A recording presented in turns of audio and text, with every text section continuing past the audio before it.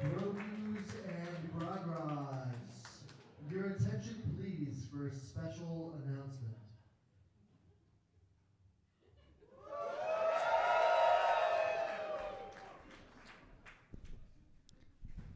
Hi, everybody. I never do this. Some of you already realize this is bad. I don't do the warm-up. I don't do the intro. Oh, by the way, I'm a retired filmmaker, George Lucas. No. You might not be so happy. I have the first bad news of 2026. For those of you who are familiar with Star Wars Episode 1, The Phantom Menace, you may or may not know that in the first draft of the script, I included a scene, spoilers for those of you who, happy Star Wars Day, by the way. In the first draft of the script, when Watto loses, let's say, custody of, is that the right, I don't know if that's the right term. I genuinely don't know if custody is the right term. I apologize if that's the wrong term in a slave-owning situation. When he loses custody of one of his two slaves, he's very sad. And I dug into that a little bit. I had him kind of overeating a little bit, and he maybe contracted some sort of a bug, stomach bug. And for those of you who know anything about Toydarian diarrhea, it's debilitating. Human diarrhea is very bad. A Toydarian experiencing full-on diarrhea, it's almost not survivable. And that's the situation that we're faced with tonight, which is Watto is not here. This is not a bit. Sorry, too late. There's already enough evidence of you laughing and applauding that, for those of you who are like, I want my money back, I'm a blankie, I just came to see Watto. Sorry. You fucked up. You should have left minutes ago. No one will believe you when you say you didn't have a good time and you didn't get what you paid for. So anyway, I thought I should come out here. I thought I owed you all this much. We're still going to try to have a good time in Watto's honor. We hope he survives this. He's going to be playing Pittsburgh this Friday. Sorry, New York. But right now he's recovering. If you want to send your condolences on social media, feel free. Do what you want. All right, let's start the... Oh, wait. Who here has...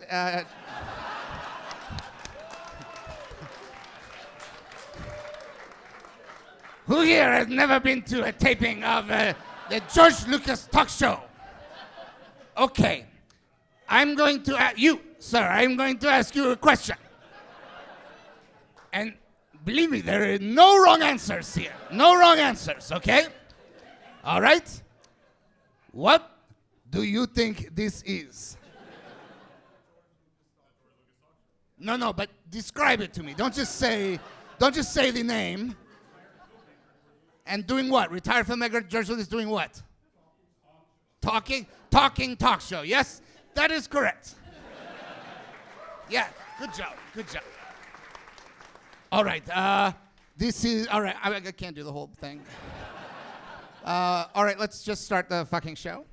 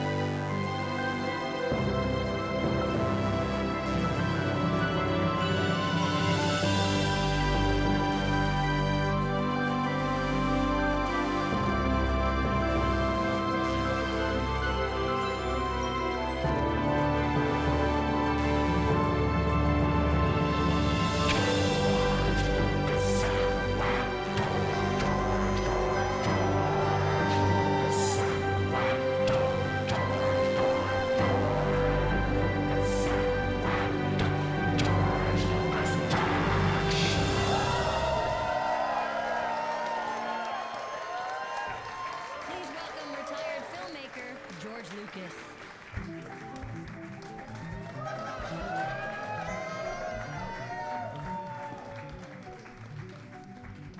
All right, hold on. I know I normally run around and high five everybody. Some traditions have to end. Normally, for those of you who are thinking, wow, they're not doing any of the normal stuff.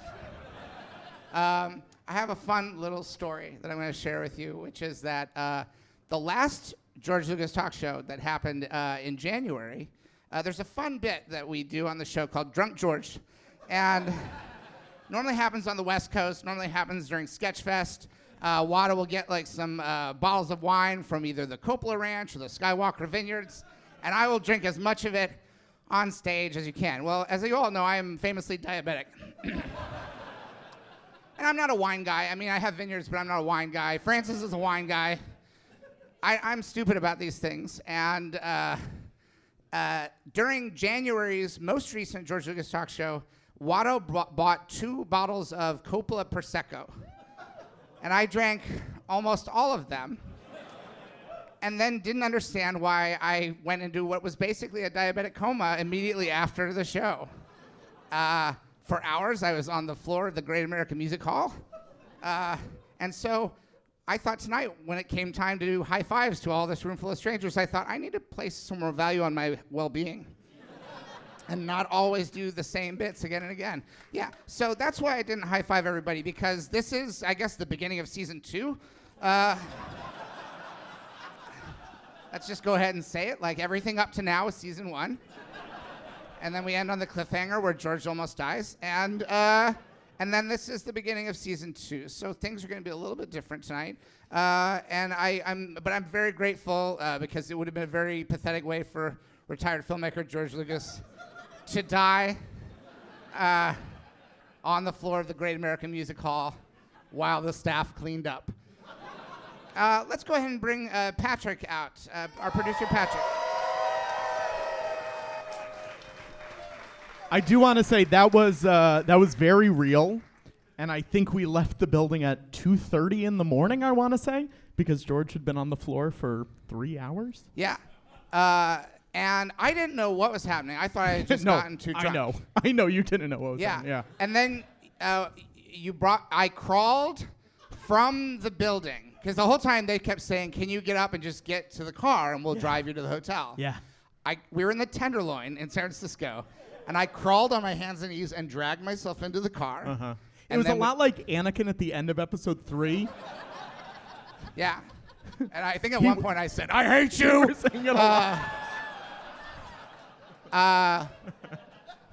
And then I believe, and I don't remember this particularly, I believe you put me in a wheelchair and you left me in my hotel room. Yeah. Which many people have told me since you should not have done. I agree. I agree. Well, we didn't know it was a diabetic thing. We thought you were just drunk. Yes. And it was the next day when I talked to more people, and they said, there's a lot of sugar in Prosecco. I said, well, I'm not a wine guy. Francis is a wine guy. Yeah. I'm Star Wars. He's Megalopolis. You know, it's different. Anyway, very excited. I'm sad that Watto's not here, but but this is like a series of George Lucas talk show related health incidents. So maybe going forward, I'm next, baby. Yeah. I'm next. That's more what this show will be. Just a series of health catastrophes that the audience can either witness or not witness or hear about. I'm going to be complaining about how I feel a lot more. Physically, mentally, emotionally. You put out a video today, George. What? You put out a video today. Yeah, with my wife, Melody. Yeah. How many people here have registered with the Lucas Museum of Narrative Art? Membership goes up today. You can become a member as of today. Yeah. Now, I realize it's not a convenient museum for people in New York, because this museum is very much in Los Angeles. Yeah. George, can I tell people? Because you're the founder of the museum. I'm the founder, but I also just wanted to. I also just wanted to be a regular. You want to be a regular guy? because like, you know how like sometimes people will buy a ticket for their own movie, they just want to see it. Yeah. They could get in for free. Yeah. So we got memberships today. George says today, he goes, we need to buy memberships. I was like, okay, that's fine. And he goes, I figured out which membership we need to buy. It's the $600 one. And Patrick and Watto immediately, because they're not billionaires, they immediately started saying $600. That's a lot. That's a lot. And I was like, is it? Is it? And we figured I don't know. We figured out that you could get 2 membership cards Mm-hmm. and bring in some additional guests. Watto wanted a membership card. I said, that doesn't make sense. I live in Los Angeles. And he did not want to have it. So then someone came up with the idea of, well, I guess we should buy 2 memberships then. So then we bought 2 $600 memberships today. Yeah. So Not a big deal. He's a billionaire. It's fine. We're fine. I'm a billionaire. Did you just call me a millionaire? No, I said Bill. I Okay. said Bill. Bill. All right. Bill. I am, as they say, one of the good ones. Yeah, I'm happily married, not interested in children. Except for entertaining them, obviously, with the stories that I You tell. have multiple children. Yeah, but I'm not. But you know what I mean. I'm not interested in children in the billionaire way. You know, like the way that billionaires like children. Oh, I understand. You know what I mean? Thank like God- I love thank- my kids, thank but God not in I- the billionaire way. I'm happy I don't figured- mind if that catches on, by the way. If people say like the billionaire way, and they're like, oh, they cut all the billionaire scenes out of the Michael movie. You know? I haven't seen Michael yet. Is Captain EO stuff in the movie? I haven't seen it. I Is know. there Captain EO stuff in the movie? Landis is in it. No! That's disgraceful. You can't make a Michael Jackson biopic and just ignore the fact that he's Captain EO? Maybe they're saving that. Are they saving that for the second one? I've heard there's another one. I guess at the end they say the story continues, right? So it must be Yeah. the story of Captain EO. Yeah. Captain All EO right. will return. Okay, that's fine. That's fine. Anyway, we should bring our guests out. Yeah. Because it is a talk show. Do you want me to introduce them, or would you like to? I don't ever introduce the guests. I was just asking. I didn't want to presume. I specifically said to you backstage, I'm not introducing the guests. I don't do that. I didn't know if that was a backstage conversation or not. It was a Okay, backstage here we go. conversation. Ladies and gentlemen, please welcome to the stage Dave Foley, Chloe Radcliffe, and Jorma Taccone!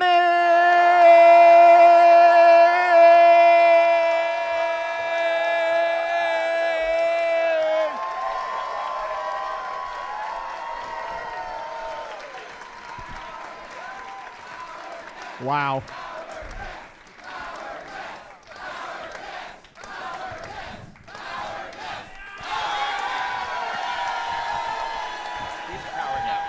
Wow. I'm so glad we got All right. that. I was so, really nervous about that. the one tradition that I think will never end on this show now is that you might be confused as to what just happened, what they were Yes. yelling. Oh, I know what they were yelling. Why is the what question? were they yelling? Power guest. Yes, power guest. This tradition, it was born in Brooklyn. It was born right here on this very stage. Yeah. We had guests who were part of the Star Trek animated series Lower Decks. Oh, yes. And we yes. had multiple guests, and so the audience was yelling Lower Decks, Lower Decks. I thought they were yelling our guests, which I thought was an incredibly either polite but also aggressive thing that I'd never witnessed an audience doing, claiming ownership, maybe protectively in a way. And then we thought they were saying power guest. Yeah. And now it is a tradition on the show, which was invented by the audience, which is that the guests rarely know what this is. We don't tell people beforehand. Yeah. The power guest is the last guest to be seated. Oh, And this okay. and Chloe, you were out almost immediately. Yeah.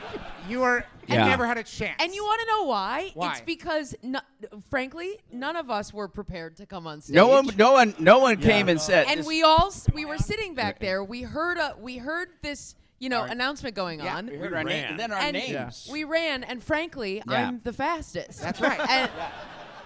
And so it really feels like I'm being punished for being more athletic than these two. Well, you also got the great seat. You got the best seat Yes. in a talk show. Yeah. Traditionally, is the one Yeah. right next to the host. Yes. And I almost got to be the power guest because I'm a gentleman. You are the power guest. No, I'm not the last one to You sit. were. You were. You were. I was the last one to sit. Trust me, I watched. Oh, I thought.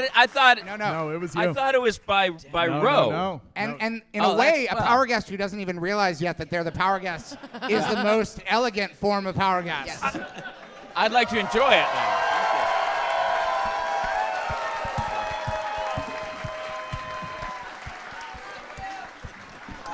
I love you too. Whoever you are. I said it without knowing because I didn't mean it. I think that might be the first time that we've clearly heard someone say that they loved the Power Guest. Yeah. Immediately, that was very romantic. And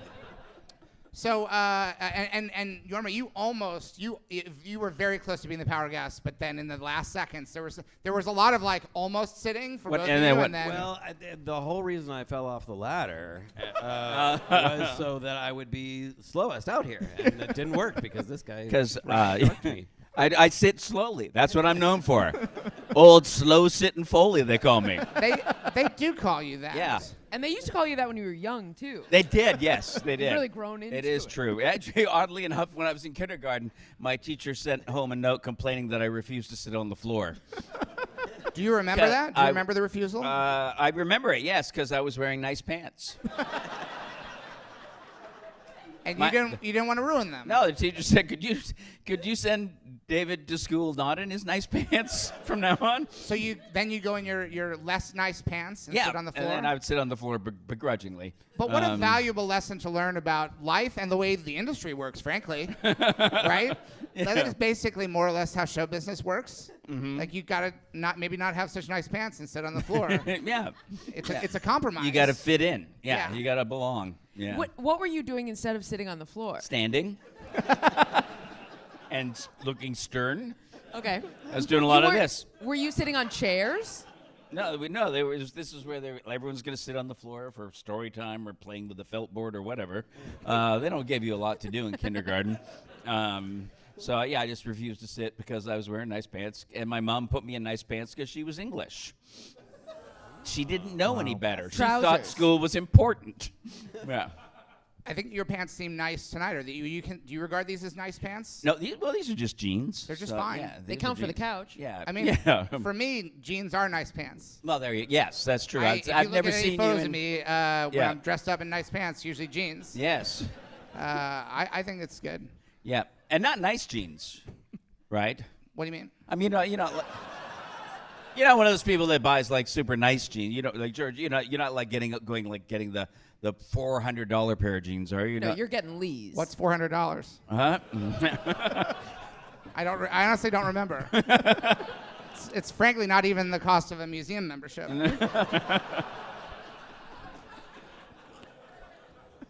Now, Jorma, you brought it up. No. You fell off a ladder. ladder, Oh yeah, yeah. I just wanted And sympathy. We were Notoriously- we just started to hear the story backstage. Yes, I fell off a ladder and I almost died. Oh, we heard the whole story then. Yeah, that was it. Oh. I did hear two And Quaid Armies. I've heard it because you talk about it on your podcast, Quaid Army. I talk about it all the time. Thank Yeah. you. Righteous Kill, guys. Righteous Kill. And I already related to you, Jorma, because we're both filmmakers. That's right. We're both storytellers. Yeah, absolutely. But we both had traumatic accidents. Yes. You know about my car wreck? Do you know about that? I didn't know about that, and It I'm so was- sorry. It was a long time ago. I wanted to be a race car driver, not a filmmaker. I wanted to drive fast cars. That makes sense. And then I got hit by a car when I wasn't even going super fast. I got hit. And On the racetrack? You don't know about You the- got hit by What? the car when it hit the tree? That's what you mean by that? No, my What? car started hitting the tree. Yeah, but and I then got the- hit by a car that caused me to hit the wall in that tree, but Were I was you thrown racing? All right. clear. Oh. You were No, I in- wasn't you- even racing, but it meant But I couldn't race. You were in a car. I was in a car. Okay. On a street? Yeah, Uh, that's typically where I do the car thing. Well, the story you're telling doesn't give me a lot of confidence so far. But I wanted to be a race car driver, and I would do it on a track. But Yeah. was the crash on a track? No, because Okay. I wasn't a race car driver. But when I was badly injured in a car accident, my race car driving dreams died. Oh, Did you have? so And this sad. leads to my question. Did Yes. you want to be like a ladder guy? Like, was that your dream to like do wasn't more a- ladder stuff? It was just a hobby. There was just You like never wanted to be a hobby stuff. professional ladderman? No. Yeah. And then I dabbled with the idea of getting like a cherry picker after that, but they're really expensive, so I'm not gonna do that. Oh, Yeah. I bet they're not. I looked it up. They're like $3,000. Do you think you'll ever go on a ladder again? I would like to. Yeah. My whole family is very opposed Yeah. to it. Yeah. I want to Can go on the you- record and say I don't think you should go on a letter. My I'm daughter wondering, would can you agree. even get insurance? No, I can't. No, then you don't want. I wouldn't risk getting on one then if you can't get it insured. Yeah. Maybe a cherry picker though. We Yeah. could probably insure that. But You I mean think he like needs- a migrant laborer? No, like like what they use for filmmaking. Oh, okay. Yeah. Because I just pictured you on someone's shoulders. Do you think you'll ever go on someone's shoulders again? Maybe by the end of the night, see how the one show of you goes. lucky power guests. George, I did just think who started the Power Guest. Who was What? at that show? Jack Quaid. Jack Quaid. Jack Oh, Quaid. Macaroni Jack Quaid Quaid. himself. Oh, I know. Oh, Yeah. There's backstory here, I guess. Yeah, his Sorry, parents guys, are listen to the famous. His parents are something. Yeah. Yeah. I mean, everybody's parents are something. That's what Yeah. Star Wars is about.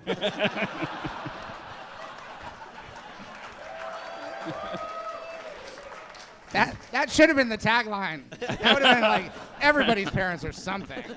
Like, what do they mean by that? I'm like, well, wait for it. Yeah. Your dad might be Darth Vader. Your mom might be a slave. That's Star Wars. People didn't like when I said that, but you were laughing at slave stuff before when I talked about the prequels. So don't get on your high horses and think somehow I've crossed a line. I haven't. I haven't crossed a line. Now, Dave, have you ever seen Radioland Murders? Huh? Have you ever seen the motion picture comedy Radioland Murders? Because it predates News Radio, I think, by a few years. George, I'm going to be honest with you. No, I have not. Is this a movie that you made? Yes. Okay, then this is probably a good time to say all I've seen is American Graffiti. It's a good one. But and I saw that because I heard all sorts of good stuff about the THX number. Yeah. And then I thought, well, it sounds like I should go see this new one. And you're a comedy guy, so American Graffiti is a comedy. So you probably were like, Yeah.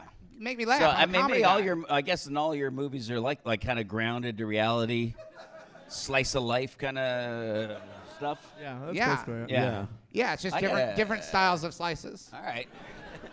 Because that movie was that movie and this anyone here seen American Graffiti? Recently. I don't know. It was the unofficial pilot for the 1970s. Like every actor who worked for the next 10 years was in that movie. That's right. Yeah. Did you ever see more American Graffiti, the sequel? I haven't. I haven't. Well, I got good news for you because Yeah. it exists Uh-huh. and there's time to watch it for you. Okay. What's But, the tagline? The tagline's really good for that It's movie. like Isn't it? it's like did you see American Graffiti? Do you want more? Oh. pretty much what it is. It's something it's like like that. Good news, there's more, or something like that. There is a tagline. Look it up. Isn't Patrick. it everyone's parents or something? Everyone's Yeah. parents or something. Yeah. The But tagline does sort of blame the audience. It's sort Yeah. of like, we made more because you liked it. Yeah. We didn't think you'd like the first one. So what do we know? What, yeah. But how do you do the more when, if I'm not mistaken, everybody in the movie was killed in Vietnam? No. Okay. Hang on. Spoilers for More American Graffiti.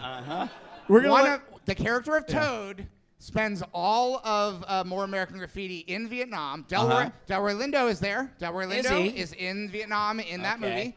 And Is he playing it Vietnamese? Nope. Because you used to be that. It Used to wasn't be the- okay. You didn't see the Phantom Menace, so you don't know how funny what you just said might be.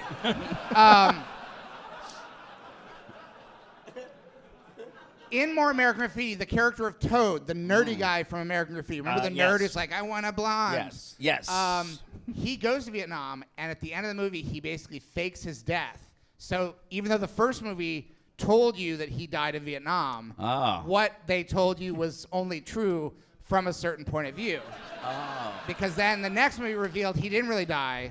I'm gonna let me let Jorma read the tagline Okay. because I think it's better than what we remembered. All right. This is real? Yes. Remember at the end of American Graffiti, you wish there were more? Well, there is. More American Graffiti. More American Graffiti.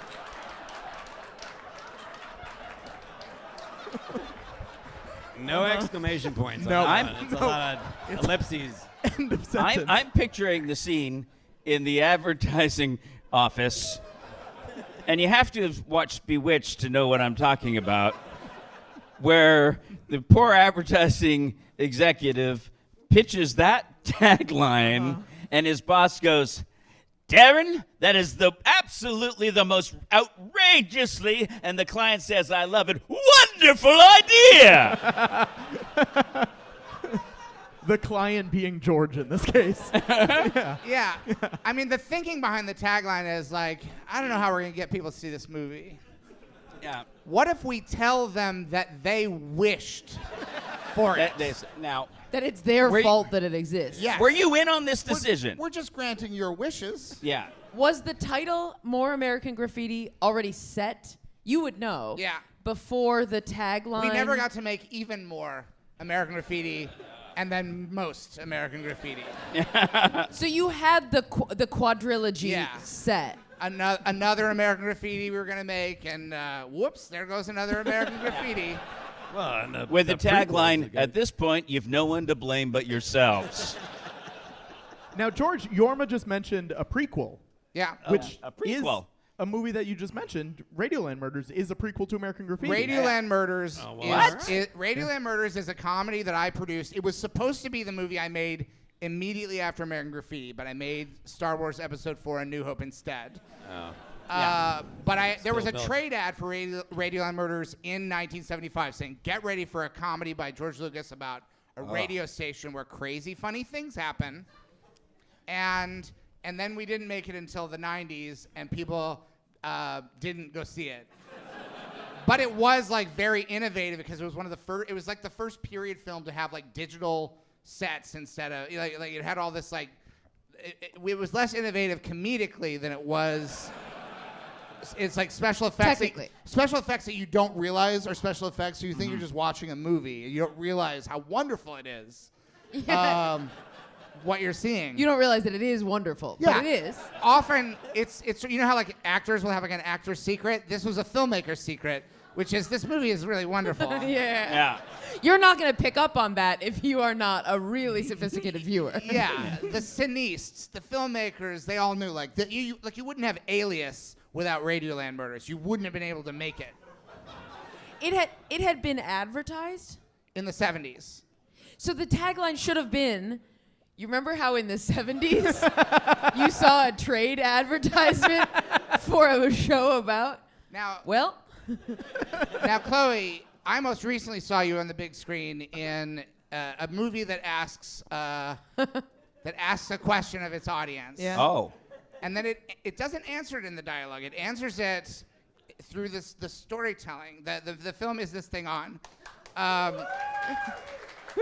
There's never a point in the film where a character. This is what I mean, my buddy Steve and my buddy Marty produced Maestro, Bradley's previous movie, but Yes. they didn't produce this one.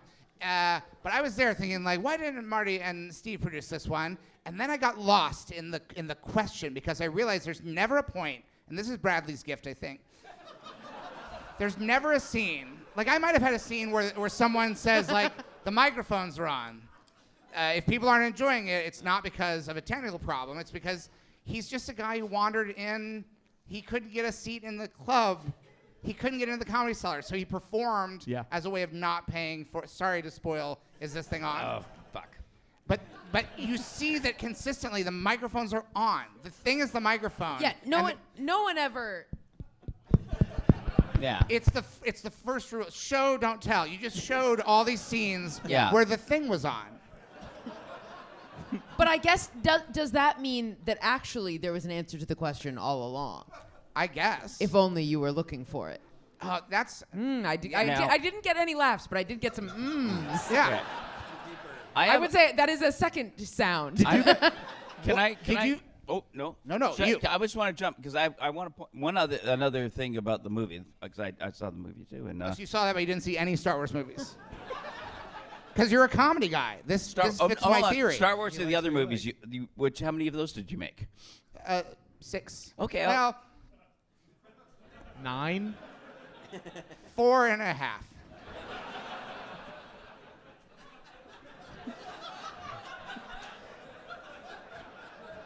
That's too many for me to start. Right. Yeah.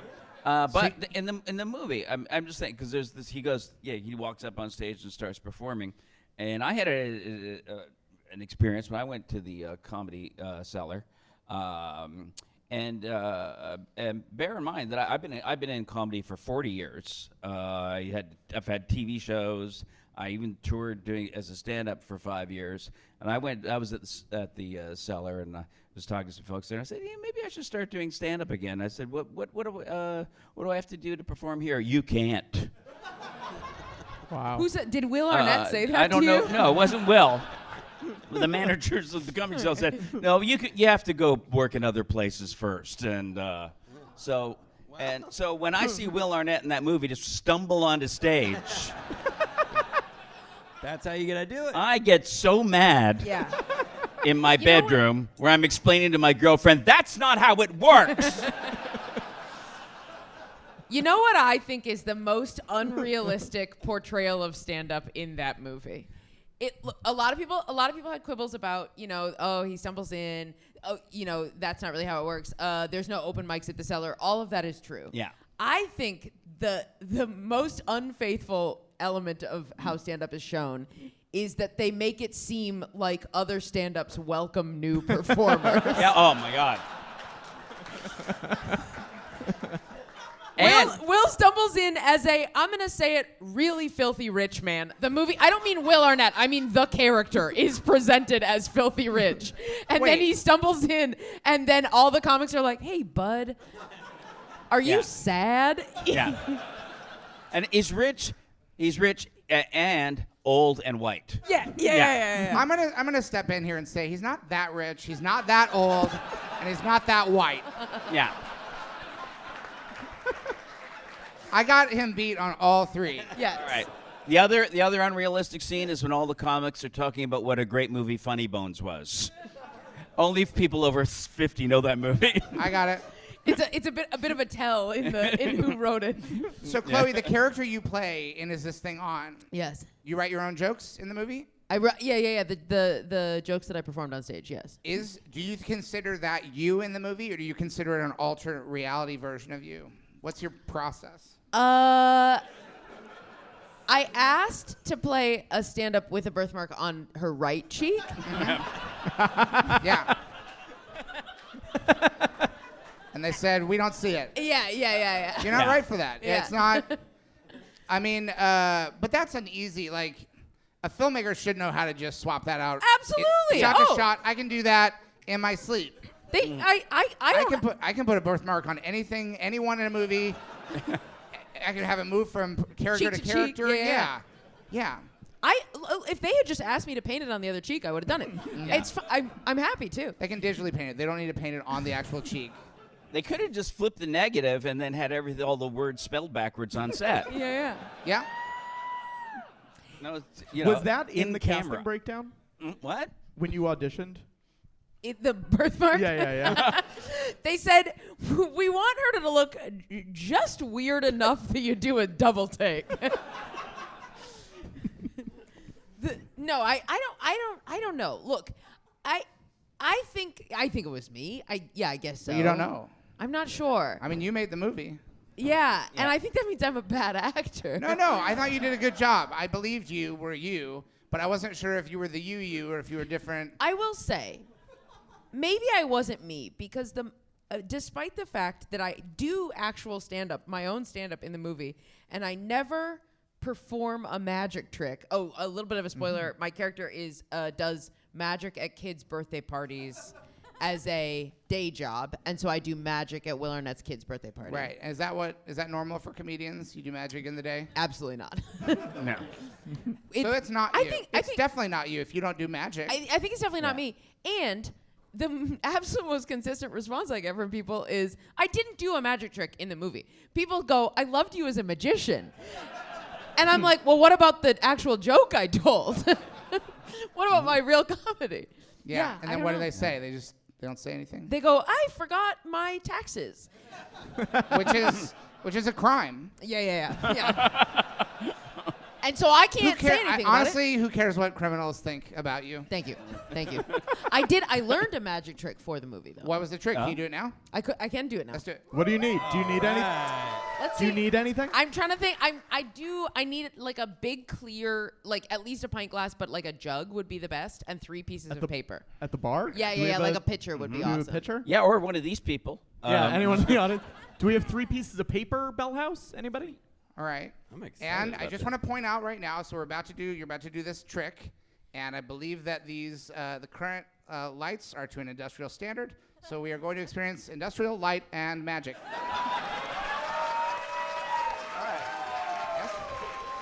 I think. What do you need? Say it on mic. Let's let everyone hear. What do you need? Well, the problem is that I need to ask you a question without George. Come hearing. over here. Come over here. Huh? Do you want to do it on mic or off mic? Off mic. I'm still power guest, right? Sam's magic. Yeah, sure. A very funny sentence that I can't wait to tell everyone. Hold on one second. This is exciting. George, keep going. Great. All right, great. Chloe, I don't know that he'll understand this, but we'll try it. We're gonna try. We're gonna see. Okay. I'm not an everyman. This is actually a trick that may make you an everyman. Oh, great. Yeah, I think that this is a trick Oh, it that won't works take all for my money, everybody. will it? I need it for my museum. I need it badly for my museum. If this trick works, can I have all your money? You already shook. My lawyers would tear that apart. There's no way that you would. Picture, piece of paper. We can talk about other stuff. Okay. Yeah. Yorma, I saw your movie. I didn't mean to Oh, do thank this. you. I wasn't expecting to do a trick tonight. I saw Over Your Dead Body in the theater. Thanks, guys. Thank you. It is another excellent film directed by you. You shot it in You shot Finland for New York. Yes. Yeah. Yeah, it works. Wow. And it is very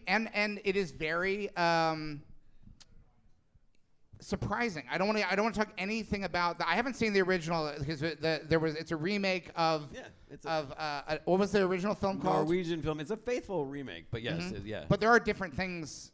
Sure. And I'm not an emotional filmmaker. I mean, And I thought this film had a lot of like genuine human emotion, and it was not my thing at all.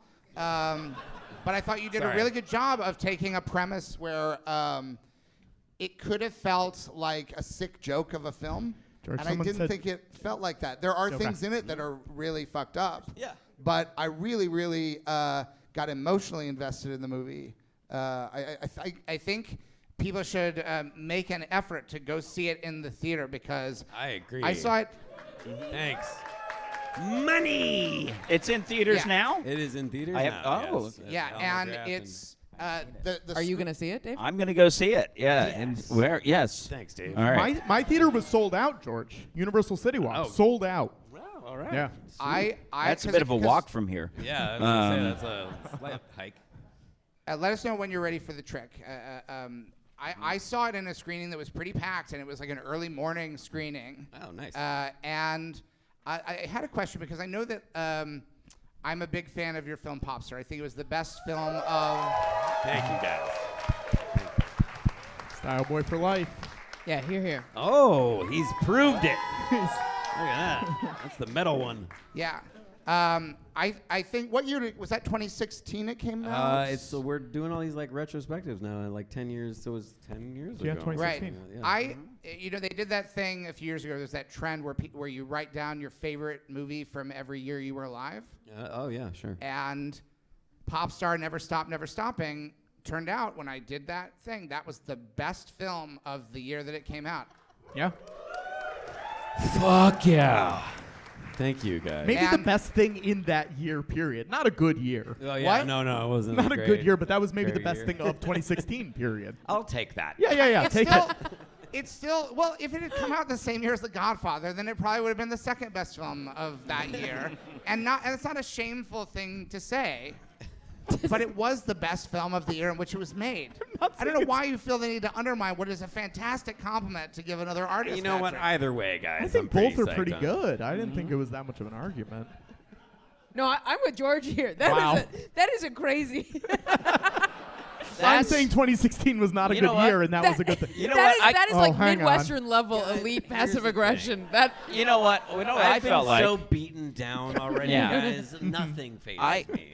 I was raised by an English woman, and that's exactly the sort of thing I heard my whole childhood. Those are always the people they compare me to. English women mothers. How do you feel about that? How do you feel about George Lucas saying that about your movie? Best film of the year. It means a lot. Because I have seen a bunch of your other films too. And I sort of disagree. I feel like that you do have a lot of emotion in your work, and I've been very moved by some of your films. So thank you. Do you have a particular moment that stands out? Like, is it when he's like, no? Yeah. That part's really good. And then the one where he's just like, nah.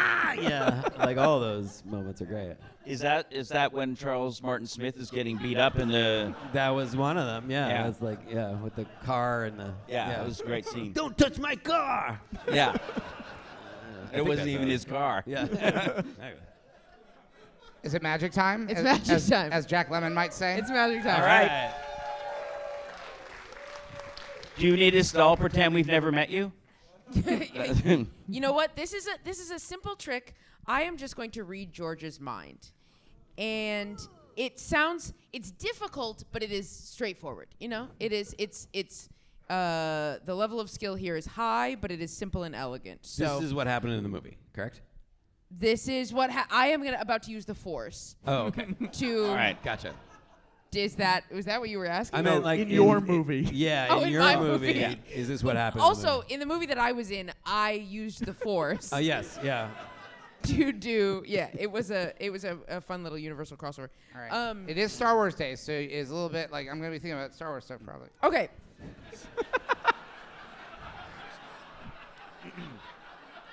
I mean, I'm helping you out here, but I also think about my wife's book, Priceless Facts About Money, and I also think about my museum. So that should. I don't know if this is the way the trick works. And Watto. You're thinking about Watto, too. Yeah, I'm thinking about Watto. He right Diarrhea. now. I know what's happening. When a CGI character has been stuck in their apartment for 36 hours with diarrhea. like when an analog character has diarrhea, that's one thing. But when a digital character can be emptied out more thoroughly because there's just so many ones and zeros, billions and billions of ones and zeros just all over the place. Takes a long time. Yeah. Yeah. All right. George. Okay, we're gonna start simple, and I'm gonna ask you to think of something in your head, and I want you to picture that word very, very clearly. Okay, I'm gonna ask you to think of a month of the year. All right, pick a month.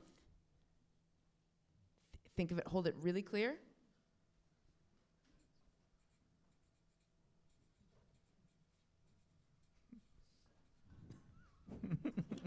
Okay. All right. Great. What month were you thinking of? May. Okay. And now look, if I get that one, it's going to feel like maybe that was a little simple, you know? Sure. Okay. So we'll go a little bit more complicated.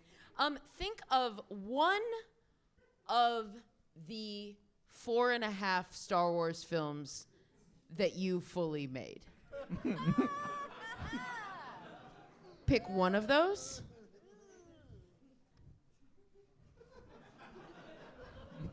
Will you turn your head toward me just a little bit? I just need to. Okay, you can look away again. I think I got it. All right. Okay, which one were you thinking of? Star Wars Episode 2: Attack of the Clones. Okay, I great. don't know why it just popped into my head. Probably because it's romantic, and that person said they loved Dave before, and it's like romance in the air. Okay, and now think of someone who has cucked you.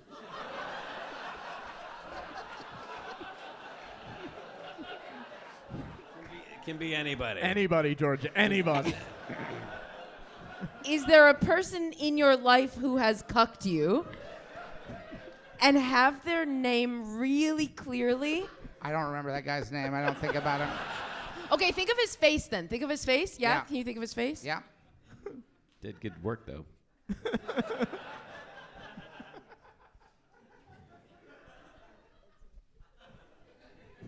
If you think really, really, really hard, do you think you would think of his name? Probably not, no. All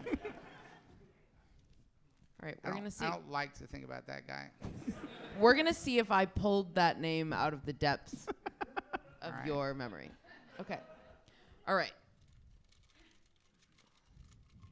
All right. Let's pull this one.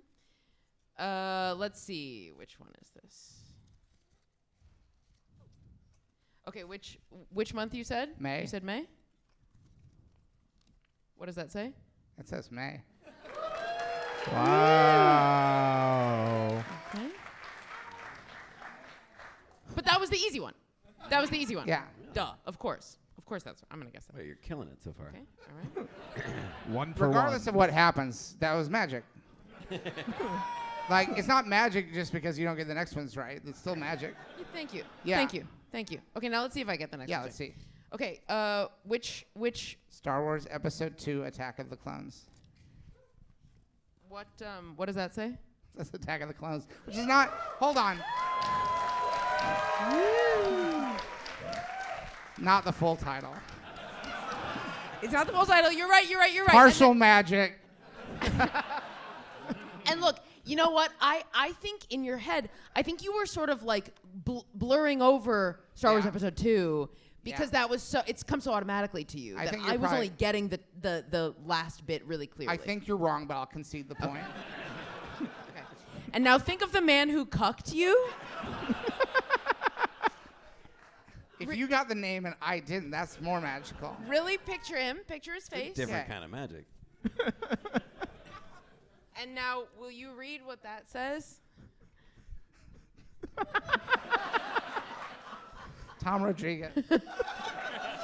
His name was Tom Rodriguez. Wow. And I pulled that out of your subconscious memory. How did you write that if I don't? Wow. Wow. Magic. And we had the industrial There it lighting. is. There's the stained glass. That's the stained That's glass. the stained glass that Tom That's what did. Tom did. Yeah. Oh, I did. Yeah, you can't get rid And of is that. there a picture of your wife? Because Yeah. that's also what he did. I would. This is amazing. George, 2 major events this month had mentalists on the dais. That's true. And Us in the White House Correspondents' Dinner. yeah. Yeah. All right. So we should probably stop now.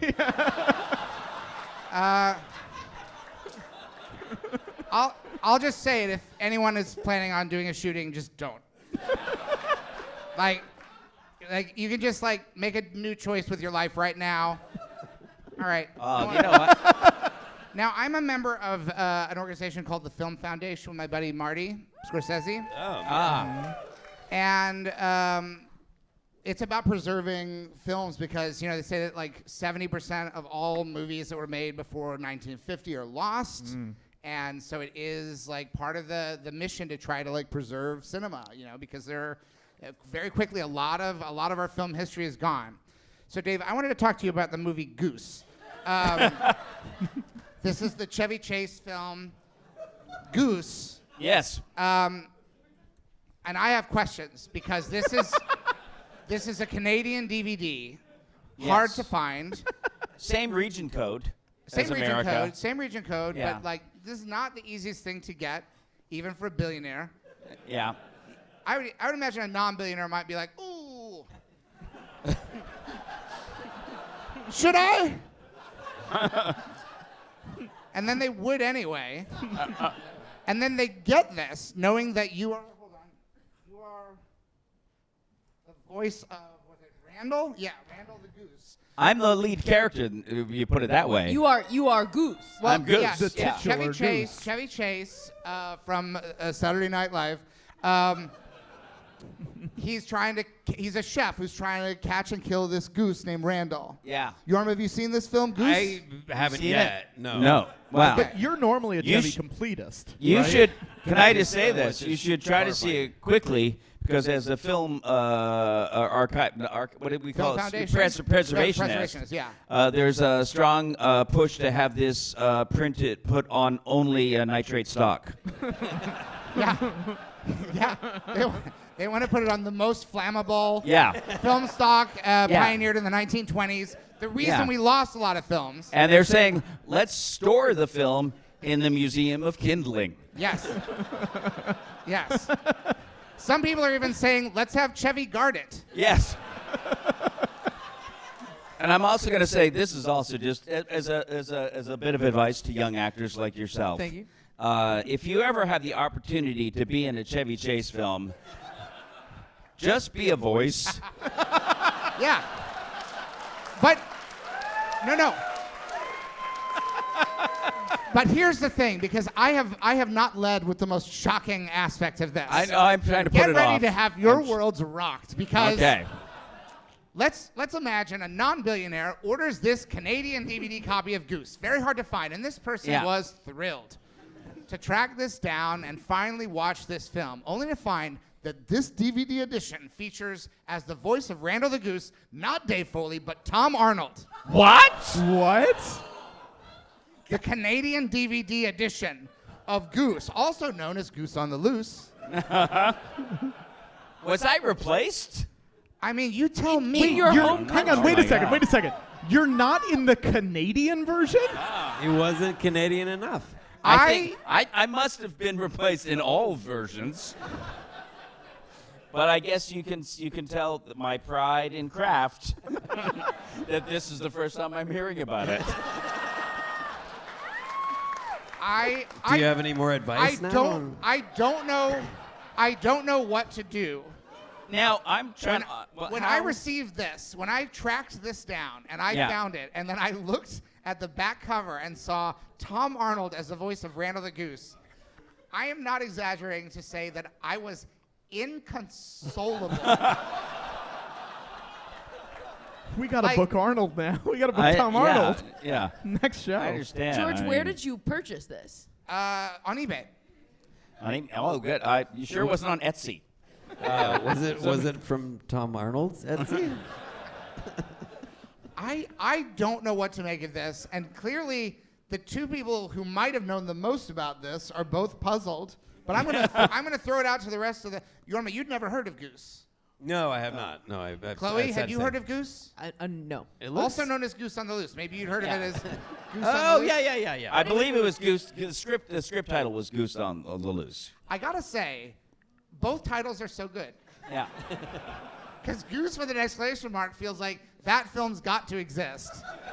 But Goose on the Loose also feels it's so fun to rhyme. What about the French Canadian title? Oh. Do you know the French Canadian title? Please tell me. Mon ami Loire.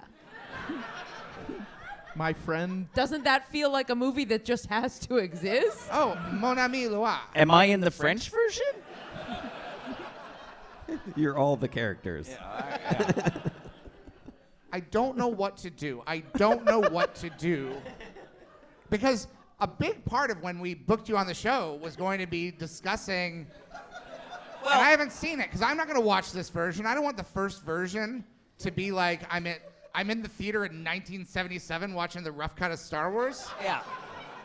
Like that. I don't want that to be my first experience of Goose on the Loose. I want it to feel like I'm watching Star Wars Episode 4: A New Hope for the first time on Disney Plus.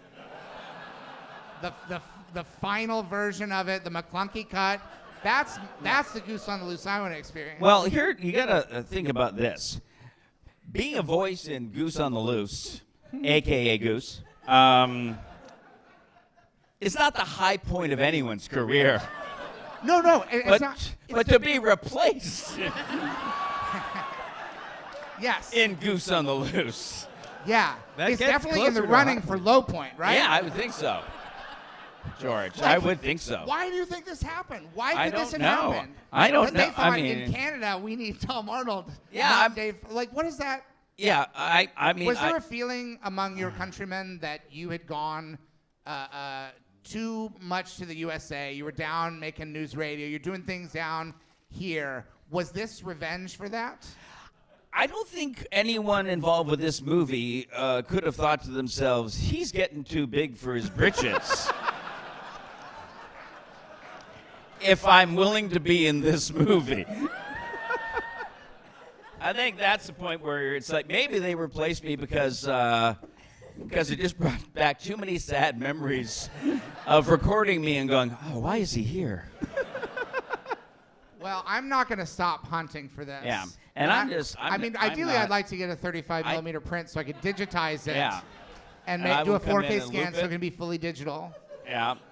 Do you realize that if you're saying that this competes for low point, Yeah. you have just sort of ambushed Dave with a new low point in his career tonight. Yeah.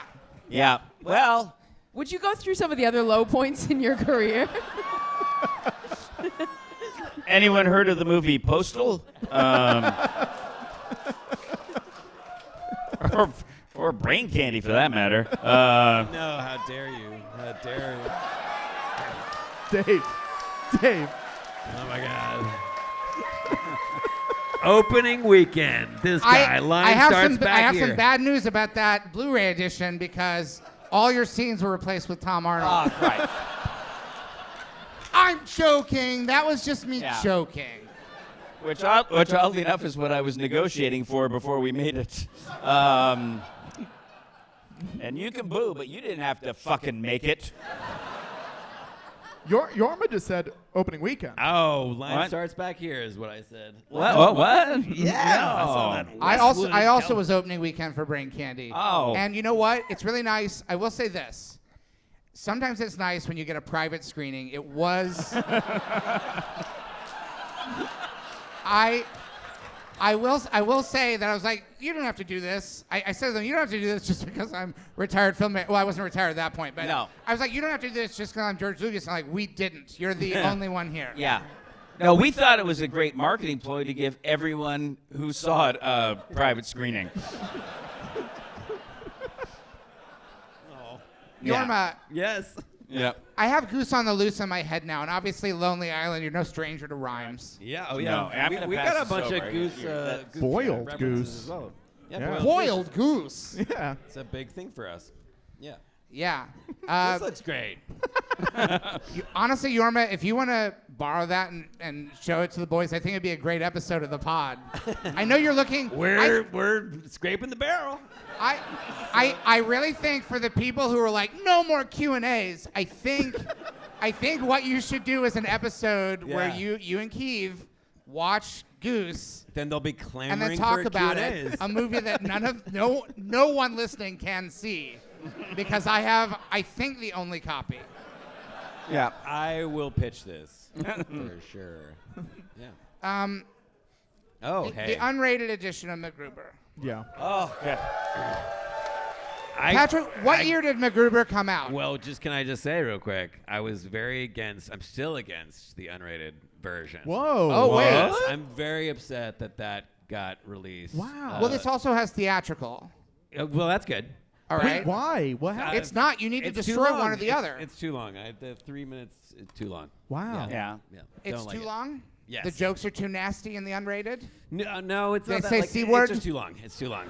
No, They say C word they too wanted a much? longer one so that they could say it was unrated. So it's Yeah. not a special edition. This isn't you being like, Unrated is anything that didn't go through the MPAA. So it's not that it's like dirty. It's or not your anything like that. preference. It's just yes. It's I thought they had to show a cock. Yeah. That's in Pop Star. No. Oh. did Like anyone bring a pre-special edition version of any of the Star Wars movies tonight? Anyone bring any of those? Anyone in the audience? George, can I? Use. Oh my God. Could someone at the Bell House bring us a hammer? I mean this for real. This is not a bit. George, can I tell my MacGruber story while you're dealing with this? MacGruber. Oh God. MacGruber came out. Oh no. But in all other, he's trying to preserve film, though. Yeah. In Any all other aspect. Aspects. George, MacGruber came out when I was in high school. 2010, right? What were the best reviewed movies in 2010? I don't know. We can look in a sec, but can I tell the story real quick? Was 2010 a good year? 2010. And my parents, who are here, I had some friends stay over the night before, and we skipped school to go see MacGruber on that opening weekend Monday. So what Spike Lee asked people to do when Malcolm X came out, you did for MacGruber. Yes. And we skipped school. We went to the movies.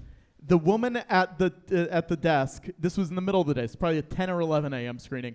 She goes, normally I would ask for your IDs, but anyone under the age of 17 would be in high school right now, and who in their right mind would skip school to go see MacGruber? You're 2 for 2 on taking me down a peg. But we saw it and we loved it. It's one of it's one of my favorite movies. I love it. Thank you. But I thought that was you're very funny. part of the 35%. I did,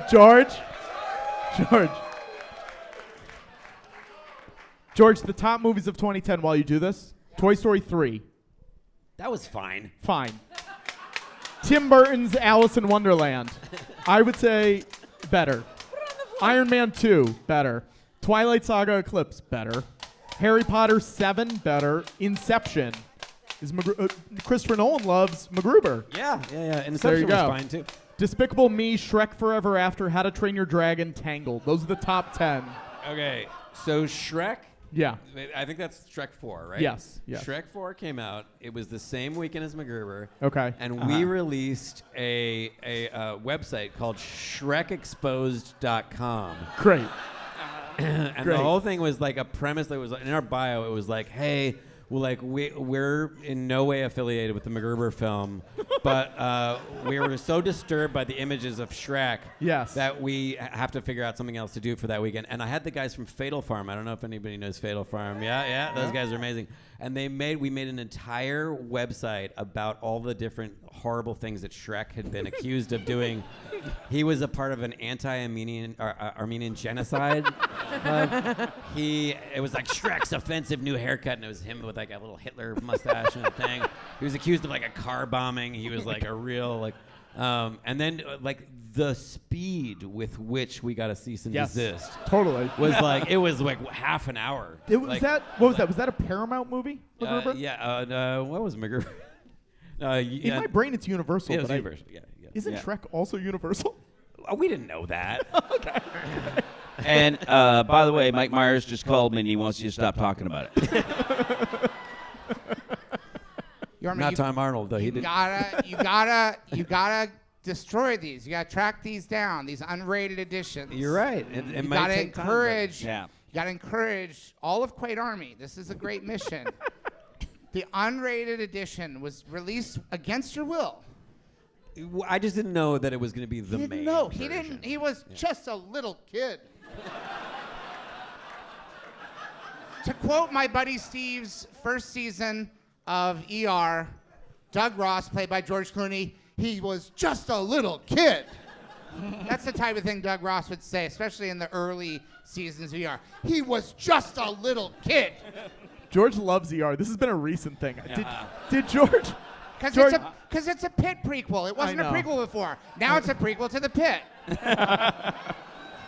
Dr. Carter did something that put him into the witness protection program. Yeah. And he had to move to Pittsburgh. Yeah. And he's a doctor there, which And he's sad, George. He's sad now. No, he got to go on his motorbike ride. I Spoilers don't know. for the I Pit. still think he's sad. Okay, to bring this back to like MacGruber. MacGruber. Good. Which I want to say also, I love MacGruber. I love Thank you, guys. all iterations of MacGruber. I really appreciate that. Also, yes. Some of the funny stuff ever The made. guy who made the bullet hole wound, right? My friend who also did my makeup for when I was Chaka for Land of the Lost, for which I received a Razzie nomination. A perfect film. Thank you. A perfect film. But the bullet hole in the leg and Val Kilmer's wonderful makeup of burn makeup is the guy who does all of the Pit's horrifying. Wow. Yeah, there you go. Tom Floats. Yeah. I brought it back. That's good. Does anyone? Can we bump the lights a little bit in the room? Does anyone have any MacGruber questions? Oh, do you guys do this? Wow. Sometimes we do this. Does anyone have any MacGruber questions? MacGruber? Anyone? What is MacGruber? Front row. Front row. You, third row right there. And the front row. I have a question. Yeah, stand up real quick. That's so loud.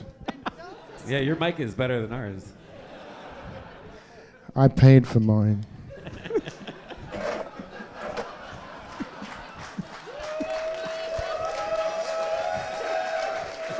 Yeah.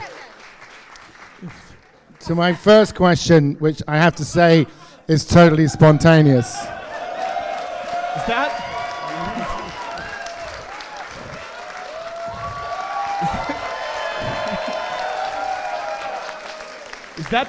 Is that Chernobyl's Jared Harris? Still alive. Yeah, still alive. Okay, great. Hang on, let me see if I can read this. Oh, when can we expect a second MacGruber film?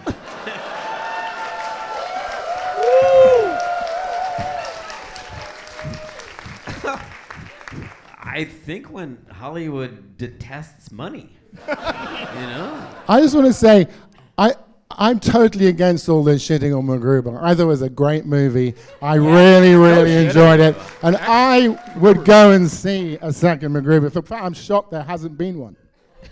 Well, we made an unsuccessful TV show. We're trying to work our way through all the different genres of failure. That hasn't stopped people. No, that's true. And I'm assuming the title for second MacGruber would be More MacGruber. You just have to for it. tell people that they wished for it. Yeah. Can I pitch a crossover?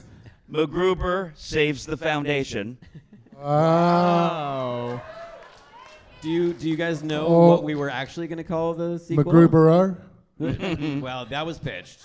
Yeah. No, it was going to be called MacGruber 2 Dick-Infested Waters. Or it was going to be called MacGruber 2 The Search for Hawaiian Gold, I think. It was something like that. It had a lot of colons. Yeah, it was weird they didn't want to make it. You got to work through a lot of colons to get to the gold. That's true. That's good. Now, Yeah. since you brought up this, I've also spontaneously want to ask, when can we expect a second season of MacGruber on Peacock?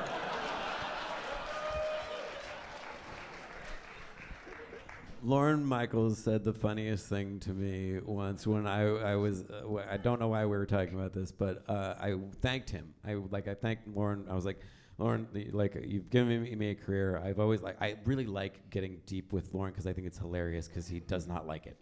And he was like, there was a long pause, and then he said, well, you know, Jorma, with the money that I was going to make from MacGruber, I was going to buy a ticket on the Costa Concordia, which was the Italian shipping vessel that sank. Yeah. And he was like, so in a way, you saved my life. You saved his life. I was like, well, he's still a good writer. So do you have regrets about making...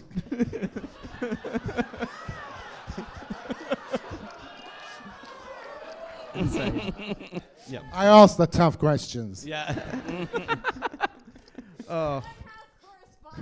Yeah. Yes, thank you, Jared. Oh, yeah, they had tougher. And my last question, I have a follow-up, is please can I be in one of them? Yes. Yes. 1,000%. Jared Harris, everybody. Jared Harris. The best. Thank you for all those. Chloe, George. I want to talk about Command Z, the online web series that you made with Steven Soderbergh. Yeah. I really liked it. I feel bad though. I feel good in a way, but also bad because I'm able to demonstrate for Jorma, for Dave. I could bring out all these physical media things, but I didn't know what to do for Command Z because it's digital only, and then I realized I like that better. Like there's no physical embodiment of your show. It's just digital. There's no version for somebody to hit with a hammer. Yeah. If anybody ever decides down Cannot the line. be destroyed. Indestructible. Yeah. For how many people here have seen Command Z? That is, Scattering. I'm gonna say so many more than I was prepared for. But listen to the passion with which those 3 people clapped. And God bless you. And this is really good news for the rest of you that you have this to look forward to. It's the thing you have to buy it. Not anymore. anymore? No. You had to buy it for a year, and then Soderbergh was like, "Fuck it." Have it. It's free now. It's free. It's on his website. All right, because I paid for it, but it didn't matter. It didn't matter because I'm a billionaire. But I mean, what is that? A drop Nothing. in the bucket, too. Literally, it is. I couldn't conceive. It was so inexpensive. I couldn't conceive of what I was doing. Yeah. When I bought it. It was a sneeze. Yeah, less than a sneeze. A Yes. sneeze would impact my whole body. This impacted me in no way. Yes. But it's got a great cast, and you're great in it, and it's funny and weird, and it's in this era where there's so many choices, and I feel like it got a little bit lost, even within like Soderbergh's career. It totally did. I mean, the whole thing got lost. It didn't help that it. Anyone else here know about it? No, and I don't. What? No, I was going to ask if you could tell what is it? Yeah, I'm gonna watch It's it like, right after imagine- this. Yeah. If you could imagine that you still had to explain a movie in order for someone to buy it. Yeah, it's basically like it's like a low-tech sci-fi comedy where Michael Cera. When I want to impress somebody, I call it a mini series. When I'm being honest, it's a web series. Okay. But it's got Michael Cera. Michael good Cera, Canadian boy. Kevin Pollak, Liev Schreiber, Yeah. Roy Wood Jr., me. Yeah. It's a Great very cast. It's a What a really, great it's a really cast. great cast of people, and it's basically he's communicating through a laundry machine Yes, they've like from the rigged future. Yeah. And you're able to go into people's bodies, like, and change their behavior in the past. Yeah, the concept is, what if the future is going to be bad? And stay with me on this.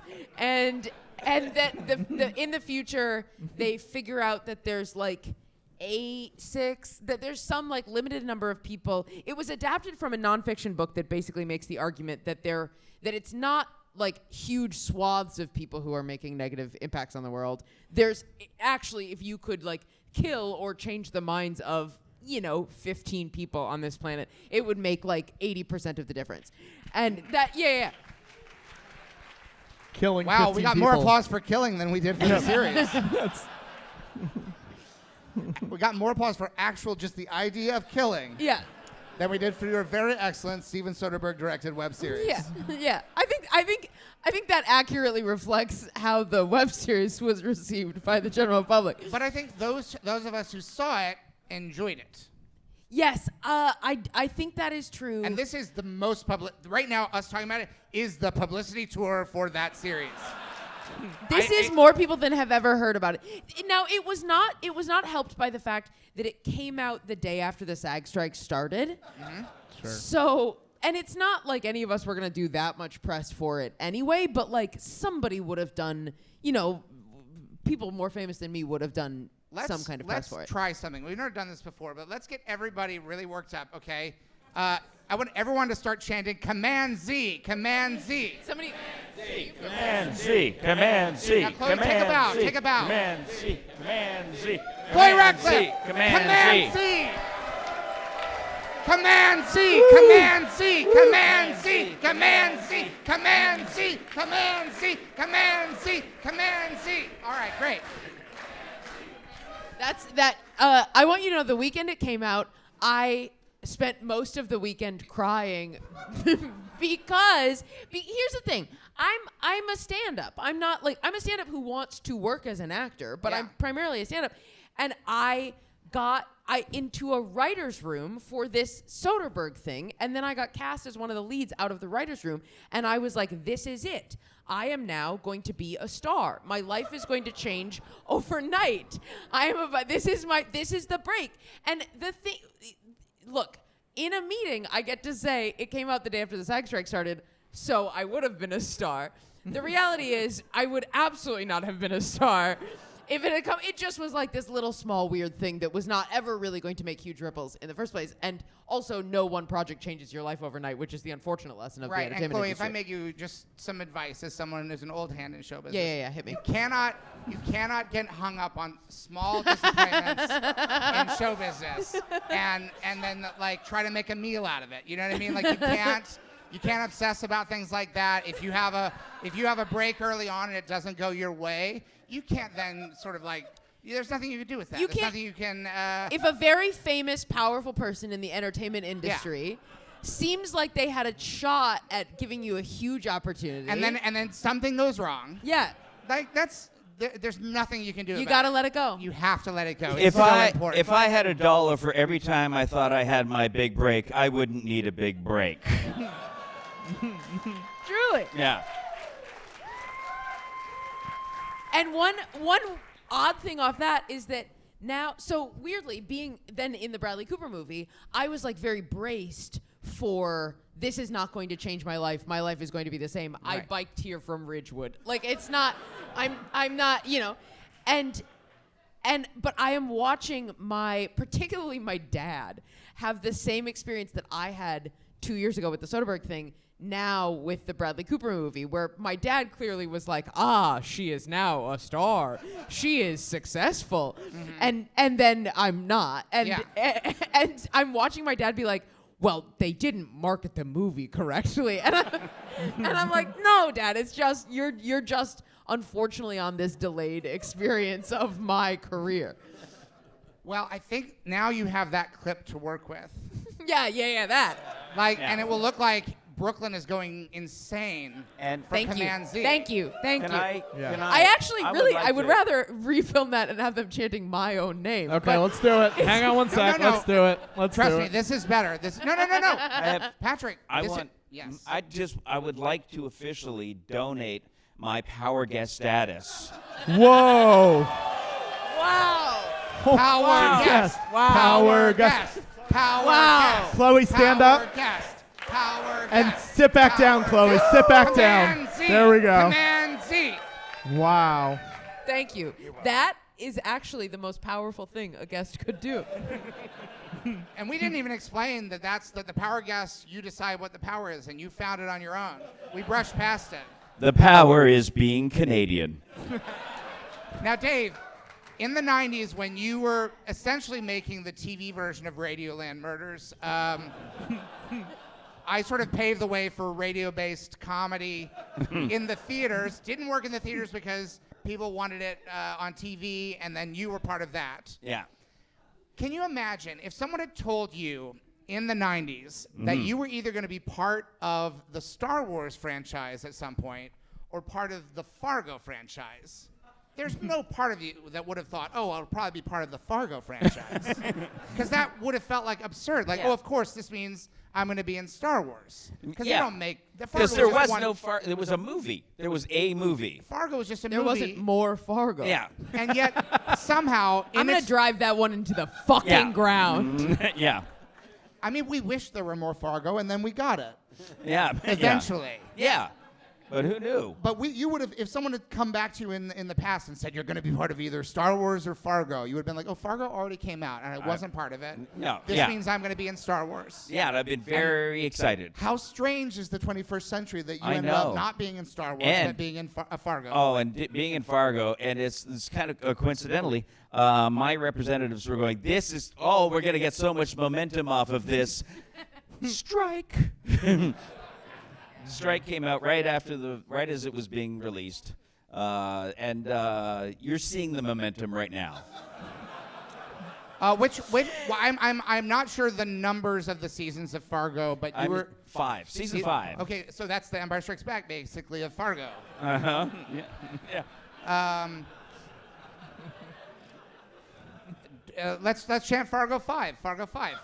Fargo 5. Fargo 5. Fargo 5. Fargo 5. Now, were you filming? We need to get Dave a viral clip. We've got 2 cameras filming it. I figured that was enough, right? All right. Quick on the draw. Ironically, my girlfriend today got a painting of me as my character in Fargo. Whoa. Remind me, you had a great name. It was Danish Graves. Danish Graves. That is a Star Wars name. If someone had said to you, you play a character named Danish Graves, and it's either in a Star Wars or a Fargo, you'd be like, the name gives it away. I think like Noah Hawley, the show's creator, is like he's up there with like Dickens in coming up with just crazy names. That is a bonkers name. Yeah. Danish Graves. Yeah.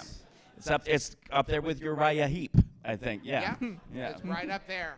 Yes. Uriah Heep. MacGruber's got some crazy names in it.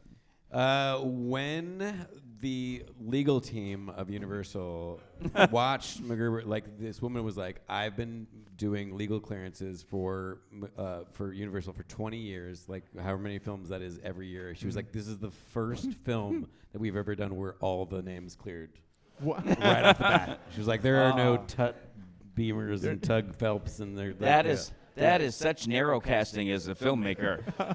It's a weird thing to be proud of, you know, but like you had to, you know. Wow. I Now, had to be Patrick, proud of something. I want to know some of the films that came out in 2010. Oh, George, we're so far beyond that. This is my fucking show. We're so far beyond that. I mean this. Burn in hell, Patrick.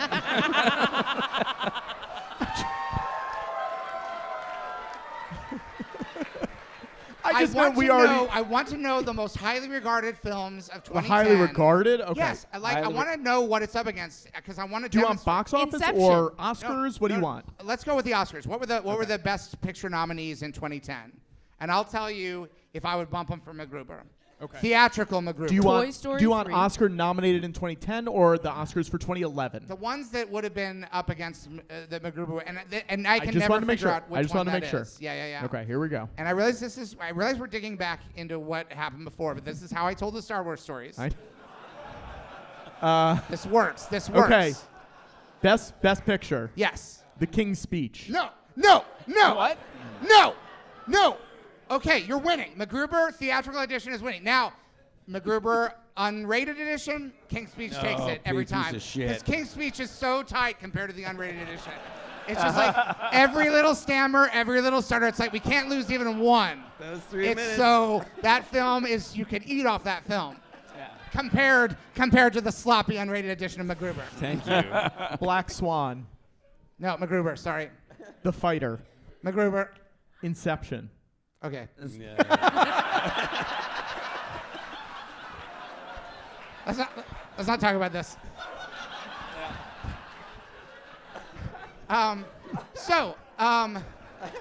Kids in the Hall, very funny group.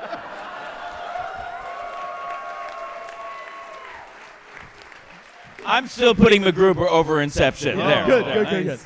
Now, in a funny way, Lonely Island and Kids in the Hall share, I feel like, even though Lonely Island was part of SNL, I feel like they have that similar kind of like insider-outsider status, because even though you were working within the show and on the show proper, it still felt a little bit the same way that Kids in the Hall was like an underground thing that was happening concurrently with SNL. And it was Lorne Michaels productions that are like a little off to the side, a little off the beaten path comedically, a little weirder, a little wilder. Yeah. Well, one thing I'd say was like kids that I think we sort of share is one is that Lorne Michaels. The reason the Kids in the Hall still exists is because Lorne Michaels decided not to break us up in 1985 and 1986. He did he scouted us for Saturday Night Live. Wait, well, like, was that an option? Like that he was like, Yeah, he wanted to potentially. He came to Toronto and saw one of our live shows. Yeah.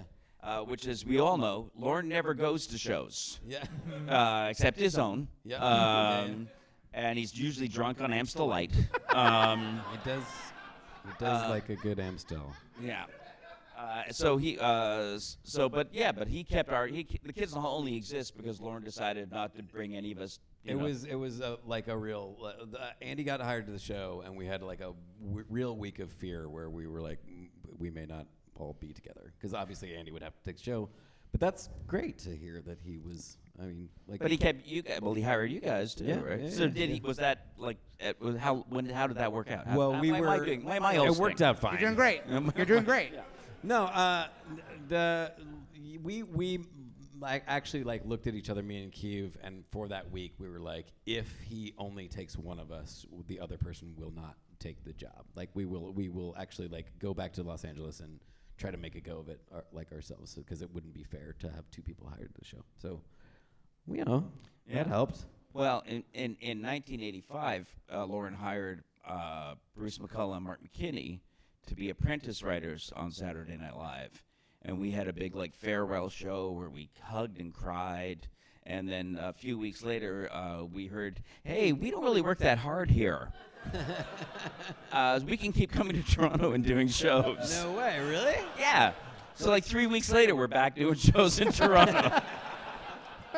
That does not happen at SNL. That's very impressive. That's fucking amazing. Now, Jorma, you've talked about this a little recently on the pod about getting back to Over Your Dead Body in theaters currently. Go see it. Thank you. And you talked about how, because obviously stars the great Jason Segel. Yes. And you talked a little bit about how in Pop Star, you goof on him. Yeah, we do, and we don't do like jokes like this. Like we really don't. You're not roasters. No, we don't roast and toast everybody. I feel like we say a very mean joke about Jason Segel.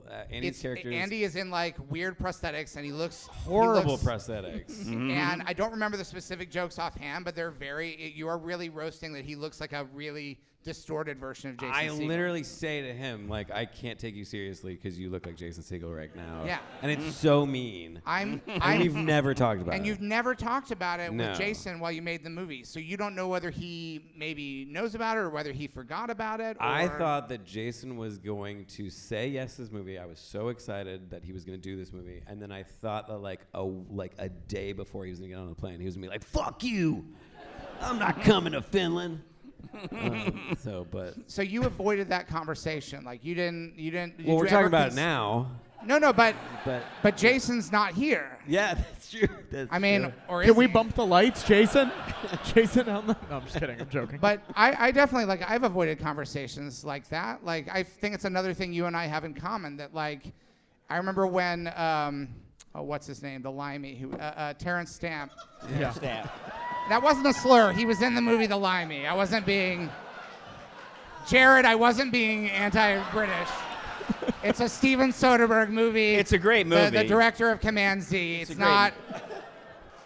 All right. I ushered that movie. It's a great movie. And so Terrence Stamp he came on board the prequels because he thought he was going to get to act with Natalie Portman, and he was very excited that he was going to get to act with Natalie Portman. And then Why, George? What? Why? I mean, I think it was maybe in a billionaire way. Yeah. Yeah, that's. I think he maybe felt like a billionaire towards her. Yeah. I don't know. I'm speaking out of school. He's dead, right? Yep. Doesn't matter. I think he wanted to fuck Natalie Portman. Yep. Yep.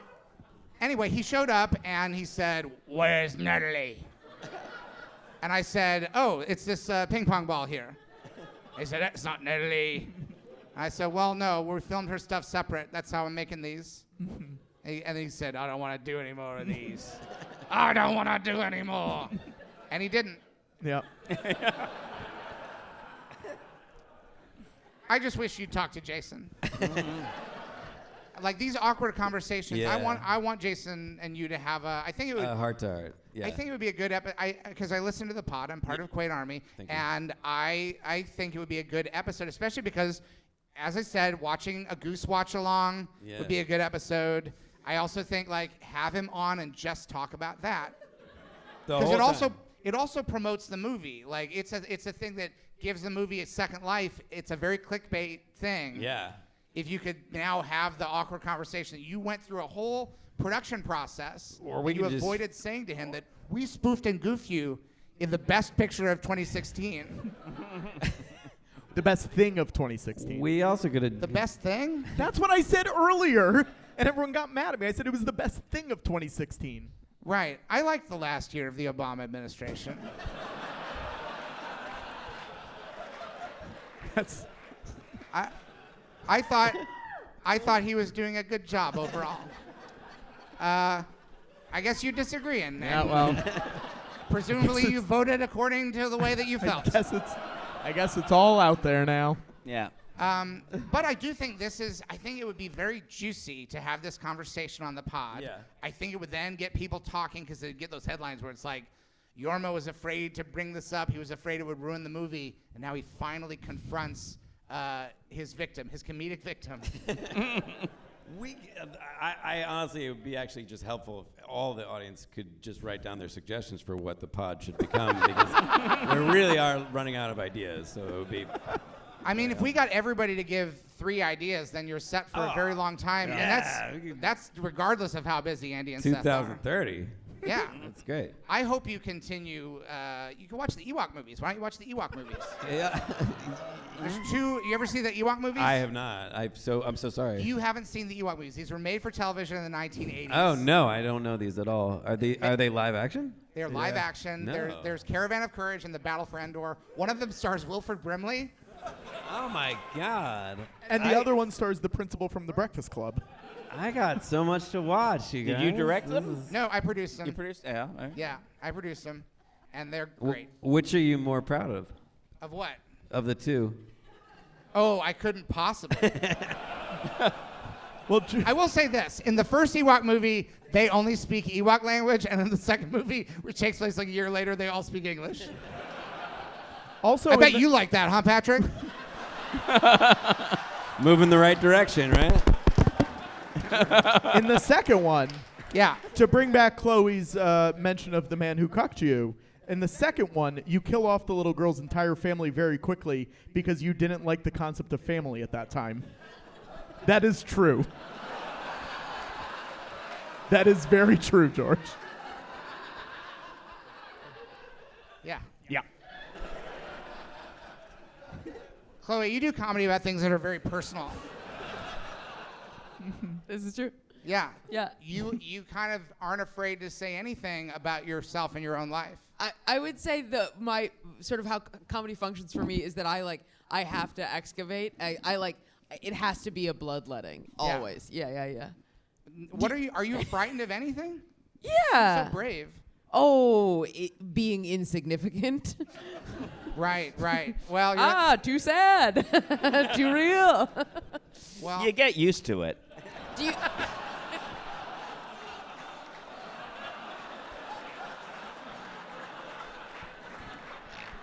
This has all been very cathartic. Are you referencing? Have you seen my show? yeah. Yeah. I saw your show. Yeah. Yeah, I thought this could be a movie. Oh, that's very I'm nice. out of the game. Sorry. Thank you. If you can't hang it in a museum, I'm no good to you. Yeah. I'm a museum guy now. Back in the day, I would have made your show into a Captain EO, like a 3D movie at Disney World. For context, I have a one-woman show about how I have cheated in all of my relationships. Yeah. I would have dedicated It doesn't. I don't support cheating. I think cheating is always bad. I think the show does not condone cheating. Cheating hurts people absolutely. But you were good at it. But Wow, yeah. but boy, oh boy. I think in doing it, you're kind of supporting it. Yeah. Is that why? And I don't do it anymore. Is that why you brought up the guy who cucked George? Are you in a relationship now? I am. Yes. Oh, and- a very okay. happy, very monogamous relationship. Well, yeah. No one believes you. Very happy, very monogamous. Is it- This guy, I'm in a monogamous long distance relationship with someone who lives in London. Yeah, that's the same reaction that every single one of my friends has had. Is he a stained glass guy by any chance? I'm just curious. Yeah, you're No, I've got my eyes on a stained glass guy. that's like you playing at like the advanced level of the game, right? Where you're like setting all the parameters for like maximum difficulty. Yes. There's an ocean. I'll play ocean level fidelity. I'll play 5-hour time zone difference. Yeah. If I had seen Cheat in the 80s when I killed off that Ewok family, I would have pitched it as the 3D movie that you see at Disney World, and I would have dedicated it to Marsha Lucas, editor of Taxi Driver. How long have you been in this relationship? 2.5 years. 2.5. Oh. Congrats. And that's wonderful. Thank you. My, Thank you. my other question is, did you misplace your vagina and you're just killing time? I'm just waiting. No, you know what? What's funny is that for the record, he saw the show before we started dating. Oh, so you buyer can't beware. say he Yeah. didn't know. Yeah. Yeah. That's very more American Graffiti tagline, sort of like. It feels like you knew what you were getting in for. Yeah. Now there's more of it. Yeah. Yeah, you should have like a shirt that says "From the girlfriend who brought you cheat." At this point, if your boyfriend complains, he's like those MAGA people who are going, I didn't vote for that. But here's the thing. At this point, how fucking dumb would I look if I? So the thing is, I think I am a different partner from having developed this show, and like I went into doing the show being like, I know what's going on, I know what my patterns are. It turns out there was so much that I didn't know, and now if I've done this show for a couple years and I'm like I still think it has a bigger life ahead of it. I'm doing it in August at Joe's Pub. You want to come see? Yeah. If after all of that, if I was like, I've done the show and I've investigated myself and I'm still, like I'm not perfect and I never will be, but like, boy, oh boy, am I like working as hard as I can to open myself up to an audience and be honest. And the show does not, I think in many ways I don't come out looking great in the show. And then after all that, I'm like, man, I'm still fucking around. Really rough look on my part. Like at this point, I think I've sort of painted myself into a corner of like, I guess I can't cheat anymore. Yeah, well, it's like when I finally became a dad, like I had to be a good dad because otherwise people be like, the Darth Vader guy's bad to his kids. Yeah. You know? Yeah. Like you can't do it. Like you can't. They have to know that you're their father the whole time. Yeah. You have to really be. Thank you have to you. communicate. You have to. You can't like not learn from your own work. Do you find that? Do you find that, Dave? Do you find that do you have to learn from your own work? No. No. That would require watching my work. Well, if you'd watched Goose, you would have seen you're not in it. I know. I'm not lying. You would have learned I'm one still thing. kind of reeling still from that. It is true. I noticed something changed in you when I revealed that, and since then, you're giving like 75%, but 25% of you is just like, well, wait. At what point did they re-record? Like, Yeah. He gave away Power Guests so that he would have less of the know. spotlight. And you know what? I know Tom Arnold. Text him. Yes, you want this to be an episode on our podcast. Do you have his phone? Do you have his digits? I might. Do you have Jason Yeah. Segel's digits? What? Are we gonna? Oh! This show just got good. That's sad because we must be 3 hours in. Yes, we are. We are fully. I don't know how long the show is. I really don't. Yeah. Text Tom Arnold and Jason Segel right now? Yeah, and just like say. We're like, hey, Did you know you that? up? Yeah. I just ask you, did you see Popstar? Yeah.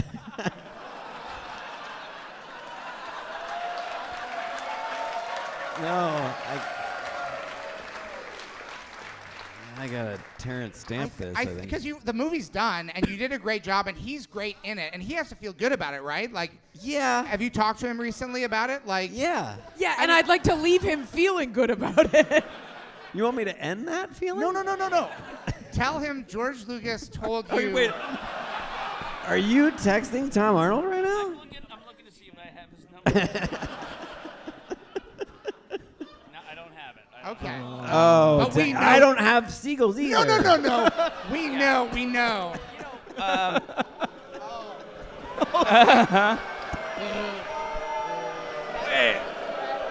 Would you do it? This man fell off a ladder less than a year ago and separated. What was it? Your legs came off? What happened? Just the left-hand side.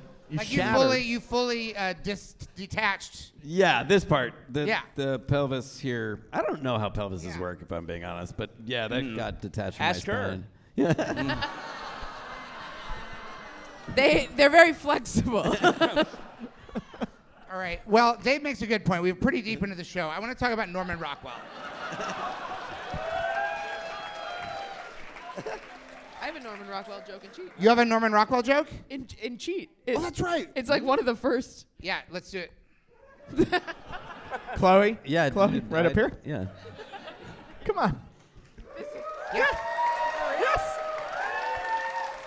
Can we get a spotlight? Is there a spotlight? No. Wait, hold on. The problem is it is like the third line of the show. Right. But I don't know how to do it in isolation, so can Start I at the beginning. Do the first That's 3 okay. lines. Okay, I'm so sorry. I didn't mean this to be. This is just like when people bring a clip onto the show. Okay. It functions like that, yeah. Okay, great. We don't usually have clips. Don't do the whole show. No, I'm but not going to do the whole show. I Yeah. just feel like this is the little like Chloe Radcliffe talent show. I've done a magic trick and now I'm doing the beginning of my. Do you guys like? Okay. Okay. No one's ever seen the show from back here. This is the first time. And how does it look? Okay, a little over a year ago, that's not true. It's 3 years ago. This is what is it? Okay, I just leave that in the show because all right, now you know I'm in this run. Anyway. A little over a year ago, I unlocked an achievement that I previously thought was only possible in porn. I signed for a package, and then I fucked the FedEx man. Thank you. And then he got back in his truck and went back to work. So if you've ever had a package miss its delivery window, I'm so sorry. I am a lady who lived a porn. I had sex with the delivery man. That is a real life porn. It's an old-fashioned porn. Right? Now porn is incest and gangbang and choking. It's mean. I don't like it. I lived a Norman Rockwell porn.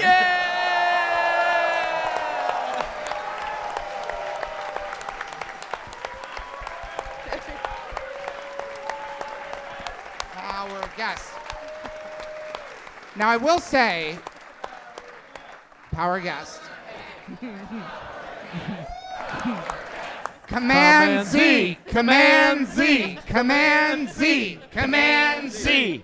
And see. I will say this: when the work print of Star Wars Episode 4 was screened in theaters in 1977, it wasn't long before pornographers started making porn spoofs of Star Wars, and it was known at Lucasfilm that this was not something to bring up in front of me. Now I love spoofs. I love Mad Magazine. I'm a big Mad Magazine guy. Mort Drucker, caricaturist. I like the Marginals. I like the Mad Fold-In. I like to get Dave Berg's take on things. Love that Don Martin, those crazy characters. Spy I'm a versus Mad Spy. Magazine guy. Yeah. I'll pick up an issue of Cracked if I need to. But I'm a mad guy, so I like spoofs. I like Spaceballs, all right? I said I'm looking forward to Spaceballs too. But I draw the line at actual pornographic spoofs of the Star Wars movies. It's just not for me. And I don't like jokes about the Star Wars porn. Because Darth Vader was fucking his daughter. Now, they didn't know that. You knew, though. But I knew that. You knew. And it's just And like, you couldn't tell them. George, yeah. I'd like to apologize.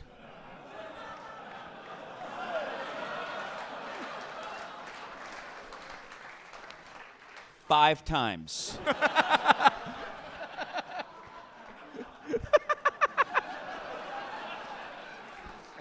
In my defense, I didn't know they were spoofs.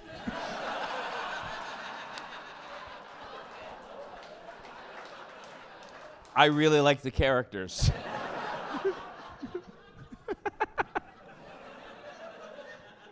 Jorma, Yes. did you ever see those spoofs? I'll just text Siegel.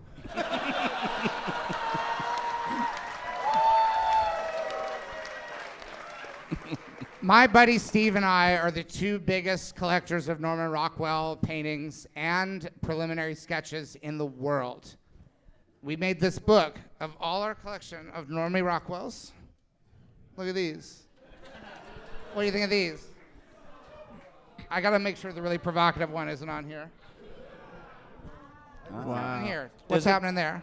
Does it cover his darker, more politically? Because he did darker work at the end of his career. Let's get into this. You know, the thing is, we bring this up, and there's always a point where someone says, bring him up on the screen. And I always have to say, no, don't. Because there's one that's really provocative, but if I bring it up, it is a comedy show killer. Oh. Yeah. But he did stop doing work for the Saturday Evening Post because he wanted to do more political stuff. He wanted to do stuff about civil rights in favor of them.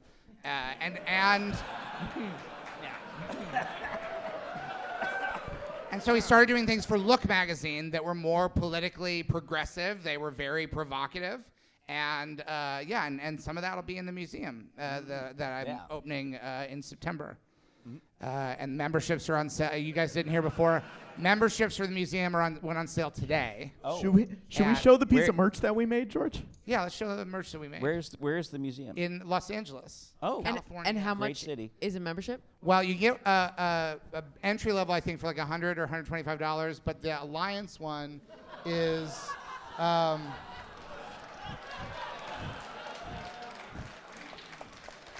You can get that glts.threadless.com. You can get it on a shower curtain if you want. You can get it on there's a whole skateboards, I think you can get it on. Almost anything. Yeah. I tried to pitch other museum merch, and George said, no, we have a real gift shop. I genuinely said he wanted to just have a shirt for the show that just said, I'm a founding member of the museum. I said, the museum has a real gift shop with real merch. And I said, we're not doing that. We're not crossing the streams, to quote the Ghostbusters. Do you guys like the Ghostbusters? The Ghostbusters movies? Oh, yeah, they're great. Yeah. Okay. Yeah. That's the only question.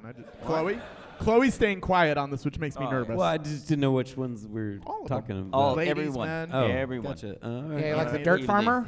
The animated. Did you say Dirt Farmer? The Dirt Farmer, he's a that in- main character in the Ghostbusters movies. Is that in the Ghostbusters? Yeah. Oh, I don't know it. You failed my Ghostbusters test. You probably like the early Ghostbusters movies. I don't think anyone knew what you were talking about. No one here is a Ghostbusters fan, and no one knows when I say the Dirt Farmer. Know what that means? Does literally no one know what that means? Oh my God. And You know what that means? I would like to point out, when Ghostbusters was in theaters, I was a movie usher, so I saw it a lot for free. Yeah. Yeah. Nice. Well- And I don't know what you're talking about. Well, You know what? I probably at that point I was over in the other theater watching Porky's during the shower scenes. Mm-hmm. Yeah. now, do you like that?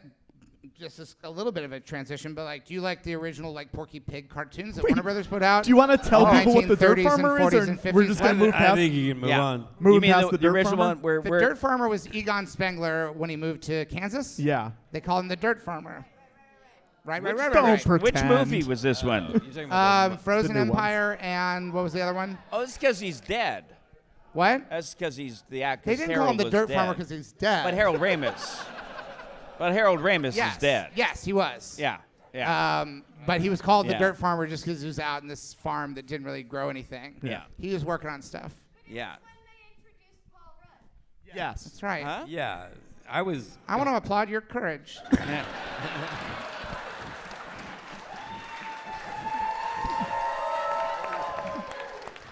Yeah. That's one lone voice rang out in the darkness.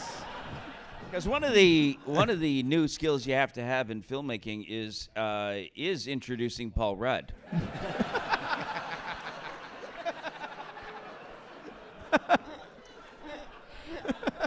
Chloe? And I just have one question. I've never seen them, but I assume there are porn spoofs of Ghostbusters just called Ghostbusters.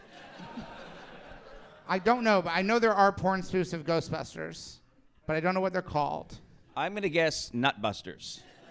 Who are you gonna call? Nutbusters. Do you want me to look? Because that's a term for mass. Sure, That's yeah. that's a term for busting a ejaculate. nut Ejaculate or ejaculation. is when you come. That's just a Anyway, slang that- term for coming. Slang term Yeah. for coming. Oh, this one's pretty good, actually.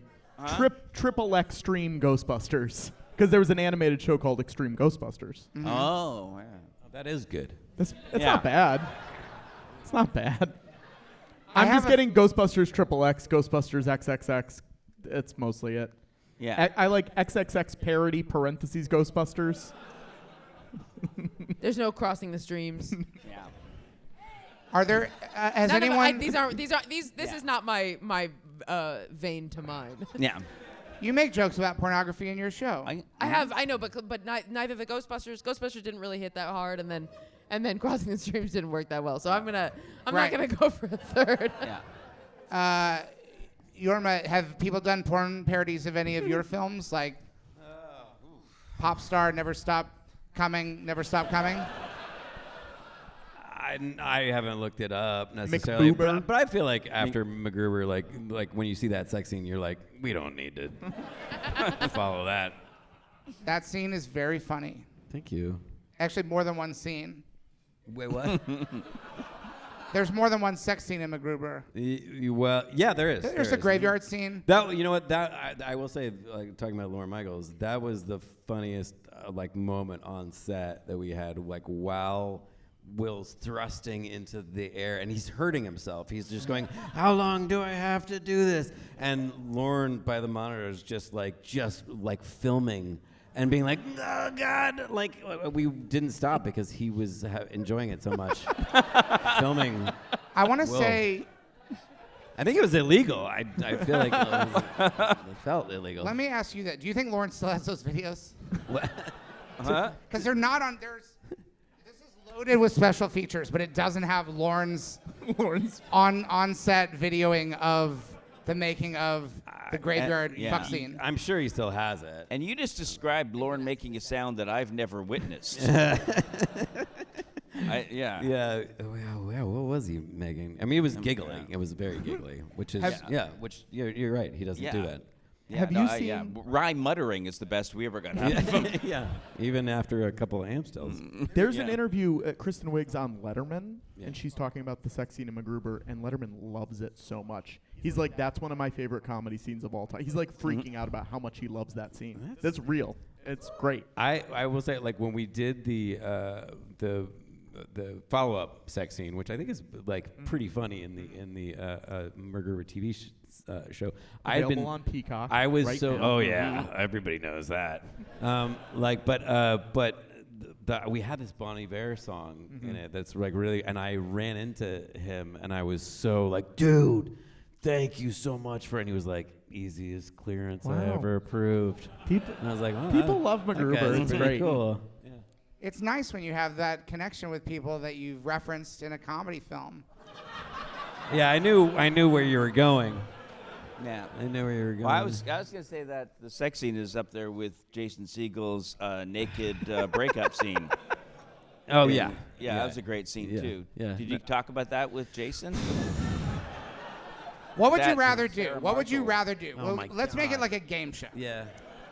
Would you rather text Jason and say, "Have you seen Popstar?" or text Lauren and ask him if he still has those videos from on set? Definitely Lauren. Really? Definitely, You would 100%. text Lauren and say, "Do you still have those videos?" 1000% over. I'm just like you. The confrontation is. You have Lauren's No, number. you're just like me in that. Yeah. Yeah. Dave, I've got it too. Yeah, well, that I understand. So, but Well, I here's the- saved him from. Here's what I'll say. death. So you I'm said like- 100% you would do that. Yeah. PROVE it. To Text Lauren and say, "Do you still have the on-set video you took of Will Forte in the graveyard?" Okay. Do you think he still has it on his phone? I will text Lauren that. I will. Yeah. I don't know if he'll respond, but. Honestly, just the act of doing it, you need to have the courage of the Paul Rudd woman in the audience. I'll see. This is really, I'm actually impressed. I didn't think you'd do this. I thought you'd pick the Jason Segel Well, I don't text. make good decisions. You know. I really, I mean, I did. The last thing I texted Lauren was for this poster. Can you guys see this? The Lauren poster where he's like sitting up against the right, and then I wrote, "Did you really used to sit like this?" That's what I wrote to him. And he said, yes, but not against a movie poster. In the split second where you said that, I thought you were going to say that the last thing you texted him was, oh no, I'm falling off the ladder. Like, that would be like, I got to get one last text into Lauren. One last joke. I don't know if I should text him about the sex scene thing. So maybe it's the Jason one. I go back and forth too.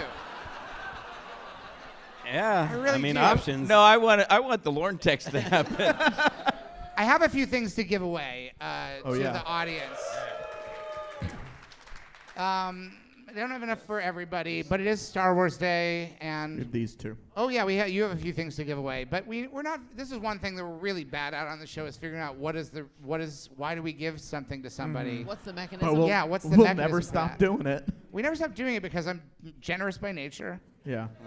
I like to give stuff away, and if anyone has any ideas for why, Like a tough trivia question? yeah, a tough trivia question but I don't necessarily know the answers to those. What is the name of the man who cucked George? Lights up. Lights up.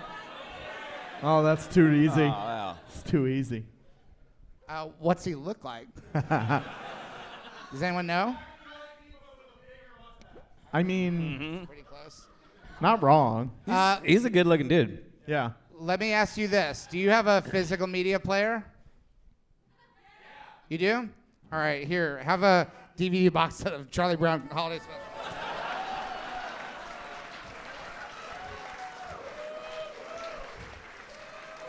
DVD. DVD. All right, what else now? Jorma, ask a MacGruber question. What? Is there a MacGruber question? We have a signed Oh, I thought you MacGruber wanted- mini poster. I thought you wanted me to ask him a MacGruber Yeah, is there a question. MacGruber question that someone can answer? Yeah, sure. Who has the "and" on the MacGruber poster? All right, you over here. Oh. Could have been Powers Booth. Could have been Powers Booth. I thought I was going to ask a question. George, do you have anything else to give away? Is there anyone here who's really sad that I actually shouldn't be rewarding this, but maybe I should? Is there anyone here who was like really like almost left when they found out that Watto wasn't here?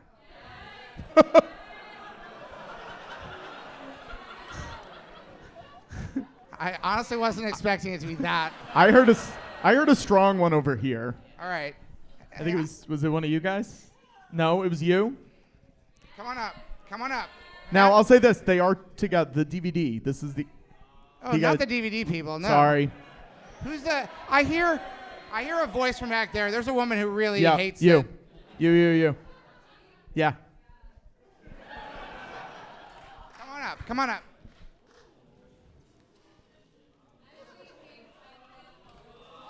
Wow. She said she only came so she could get a photo with Watto. There you go. There you go. I do regret having that be the thing we rewarded. As people who genuinely were like, I'm gonna leave. Who here really felt like there was no way they were gonna leave? They were here, they were just in.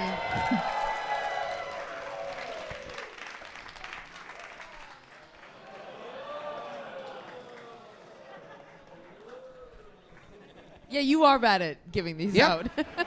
Okay. I have another signed MacGruber mini poster. Does anyone think they can name the 5 things that are why it's rated R? I don't know if I can do that. Anyone? Dressed as MacGruber for Halloween once. There you go. That's the reason. And that There is you why go. it's rated R. Yeah. One of the reasons. And what's a like a good Star Wars Day reason to give someone a prize? Who just found out who their father is? Yeah, is there anyone who just in the past year found out who their real father is? Anybody? Yeah, in the literal sense, not like, oh, I get it. Yeah. Yeah, come on up. Bear in mind, we have no way of verifying it. Nor does she. Yeah, yes.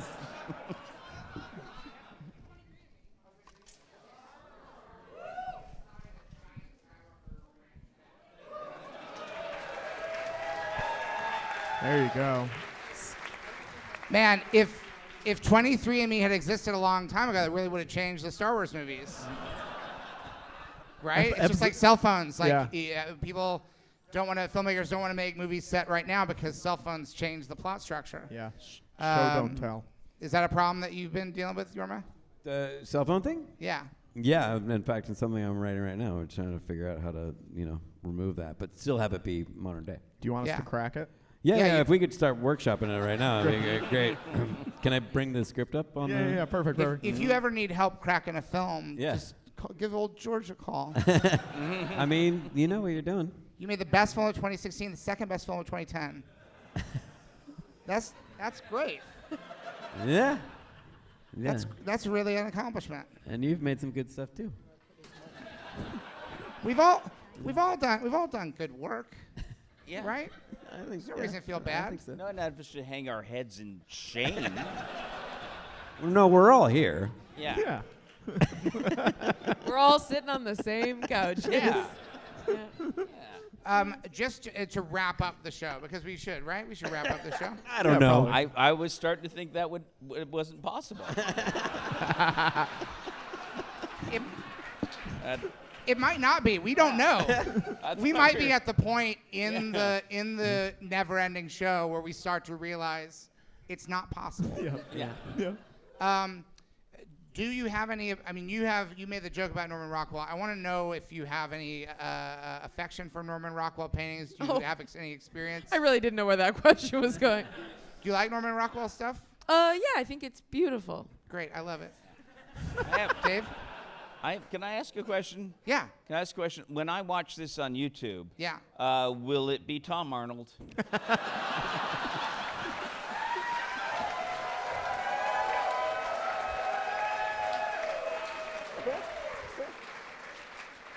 I don't think I could take it. Dave's falling apart over here. Dave, do me a favor. Uh-huh. Just say, "Oh no." Oh no. For that part, you will be Tom Arnold. But then you won't be. For the rest of it, you're just going to be you. All right. I'm a big fan of your work. Tom Arnold also has done work that I admire. I thought he was very good in Jim Cameron's True Lies. We don't need to go into it. I'm not saying I'm going to curate a Tom Arnold film festival. I'm not saying I'm going to make a supercut of his best scenes on Roseanne. I'm not saying any of those things. Yeah. But we can give the man his due. We can say, Yeah. Good actor. He's got some acting. He's good. And it's a sweet guy. Very sweet friends guy. with him. He's great in Goose. Yes.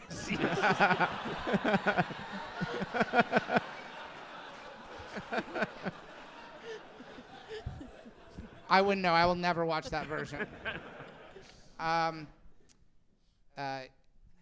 don't know what to say. I have a You didn't question. ask about Norman Rockwell. Oh yeah, you like Norman Rockwell stuff? Me, I do like Norman Rockwell stuff. Yes. He was Yeah? yes, a fine craftsman. Yeah.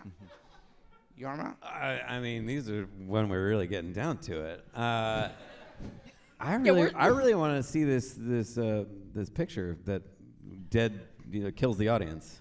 That might be our only way out. Jorma, I'll bring it up on my phone and you can see it. Okay. I'm not going to show it on Yeah. the... Jorma? Okay. If you think that we shouldn't show this picture, because if we do show it, it will be you saying, I want to see this picture on the screen. Do I get to, once it goes up, be like, "Good night, everybody"? Like right after? No, we just have to sit here with it. Oh, that one. I don't think we should. I think people have seen this one. Jorma. I think people have seen this, but It will live forever on the it's internet. better. Just a It's better picture in the of us. imagination of the audience. Yes. All right. It's Good night, very- everybody. Wait, let's do plugs. Let's plug. Let's do our plugs, Jorma. We have to. We have an obligation to do our plugs. Yeah. We've And gone. I guess we'll say you couldn't see it, but it's a really nice drawing of a policeman turning the hose on some protesters. Yeah. But at his feet is a beautiful beagle. Yeah.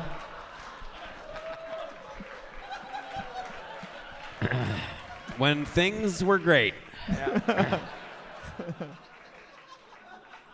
Patrick, do you have anything you need to Well, plug? Yeah, I mean, well, if anyone's going to be in Pittsburgh on Friday, We have a late show that still has some tickets available. Our early show is sold out. Our Yeah. late show is going to be, because we're in Pittsburgh, they said, will you do a late show? I said, only if it can be the George Lucas Pit show. So the whole late show is going to be us operating a real emergency room, Pit style. The whole show is going to be in real time, just like on the Pit. And Yeah. the guests will either be other medical professionals or patients, and the audience will be the waiting room. Yeah. And it's going to be very exciting, heart-pounding stuff. Yeah. Yeah. Although I heard Pittsburgh is going out of town. Oh no. Oh no. I heard they're going to Philadelphia. Oh no.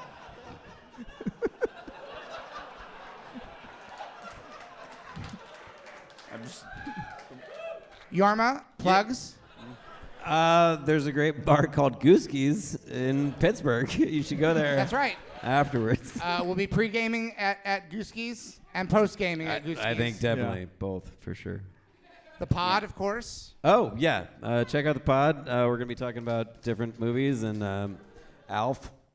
Where are you in shorts right now? You're like deep. You're like fall 2010, I think. Yeah, at this point, I've actually quit the show. Yes. There's a lot of discussion on Reddit. Yeah. Because you keep talking about where's Yorma, where were you I this had week? quit the show. Yeah, but you guys never mentioned that. No, because we messed up the year.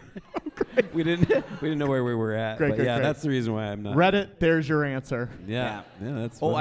I have a travel tip. Oh. When you're in Pittsburgh, this is a thing. When you're in Pittsburgh, the fifth time that someone tells you should go to the Warhol Museum, you're legally allowed to punch them. Yeah. Anyone tells me to go to a museum other than my museum, I'm going to punch them anyway. All right. I'm just going to tell them to go to my museum. It's not open yet, but it will be in September. Yeah. I also want to advise you. You're talking about mistakes that you made on the pod. There's no shame in going back and changing past episodes, fixing things that you got wrong. Yeah. That's not a flaw. That makes them more special. Okay. Right? So Yeah. go back, fix those old episodes. Go back. That's Make where we're sure- headed. Yeah. Yeah. Make sure we get your original vision for the podcast. It's Yeah. smart. Yeah. And that also Over Your AI. Dead Body in theaters. People, Yes, and then- people, And then can I plug one more thing? Yes. Because we were talking about the Andy Warhol. When we were, my wife was making a film in Pittsburgh, which was a beautiful day in the neighborhood, which is yeah, thank you. I say thank you. I had nothing to do with it. She did it. But my kids were obsessed. They were going around the Andy Warhol Museum, and they were going, Andy Warthog, Andy Warthog. And I was like, that's a fucking great name for a band. So if you check out on Spotify, I got 2 songs, Andy Warthog, it's my kid and his friend Kay. Thanks. Wow. They're under 1,000 views right now, so I got to jack the numbers up. George Luke's talk show bump. Yeah. Yeah. What was that? Oh yeah, the Quamp. Quamp. Quamp Yeah. bump. You- I like you to know. say quamp bump. I know people don't like the repetition, but I think quamp bump is fun to say, like Goose on the Loose. Yeah. Agreed. What do we call a bump when it comes from this show? Because we want to give I think it's the George Lucas talk show bump. yeah. that's what it We'll is. try and get it the George Lucas talk show bump. Yeah. Let's get it going, guys. Dave, what do we need to plug? Oh God. Apparently retirement.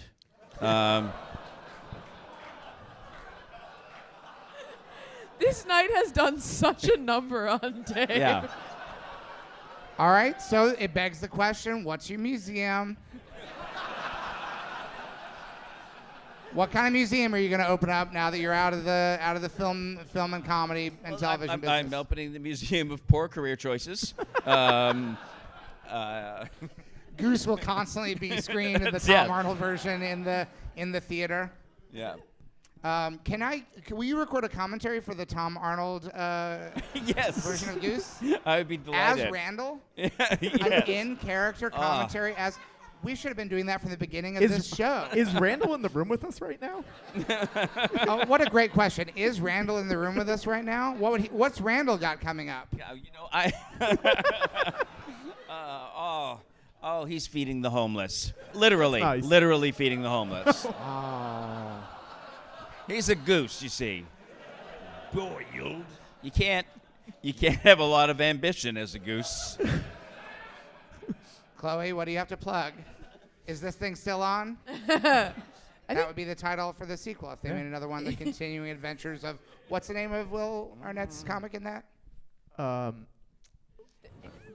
Alex Novak, thank you Thank so you. much, audience member. Novak. Alex You're right. Novak, You're yes. 100% right.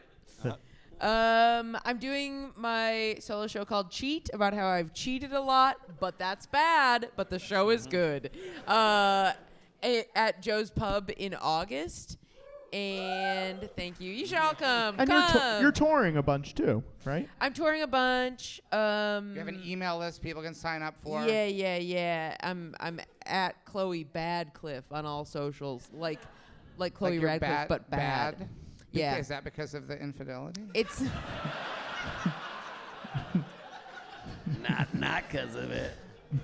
it was the one handle that I could get the same across every single platform. Right. Right. And I just finished I just shot a special of just straight stand up, not cheat at all. Mm-hmm. Clearly from the same person, but Right. and we just finished an edit of that, and so that will probably wind up on YouTube in the next few months. Thank you so much. So keep an eye out for that. And of course, most people have not seen Command Z. So that's a fresh I plug. want to see that. have yeah.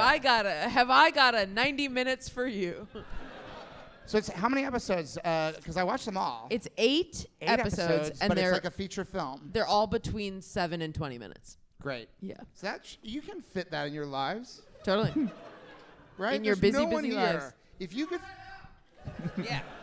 If Lock you the could- doors. If anyone who is here for this whole show has enough time in their life to watch all 8 episodes of Command Z and Goose and Over Your Dead Body and listen to every episode of the Lonely Island and Seth Meyers podcast.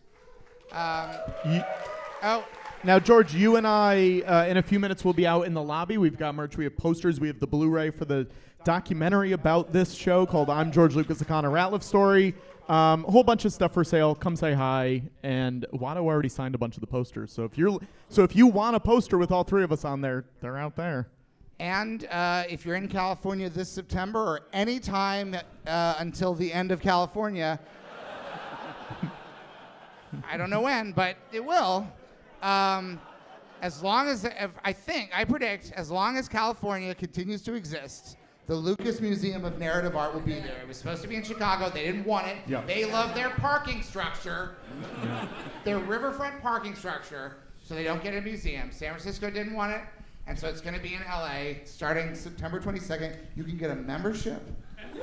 Also, if you go out for the opening of the museum, we're doing shows in LA that week. We are. And I think we're entitled to go to all the parties. It's my museum. You built the damn and we're museum. Alliance members. Yeah. I don't think there's anything that would stop the owner of the museum from doing anything. Also, Rob Hubel has committed to be a docent at the Lucas Museum of Narrative Arts. He said, I don't want to be a docent. I don't want to be a docent. He just tweeted on social media today about how he's going to be a docent at, this is Mr. Inconsiderate Cell Phone Man himself. Rob Hubel is going to be a docent at the Lucas Museum of Narrative Art. Thank you for coming out to the show. Thank you to our wonderful guests. May the force be with you always.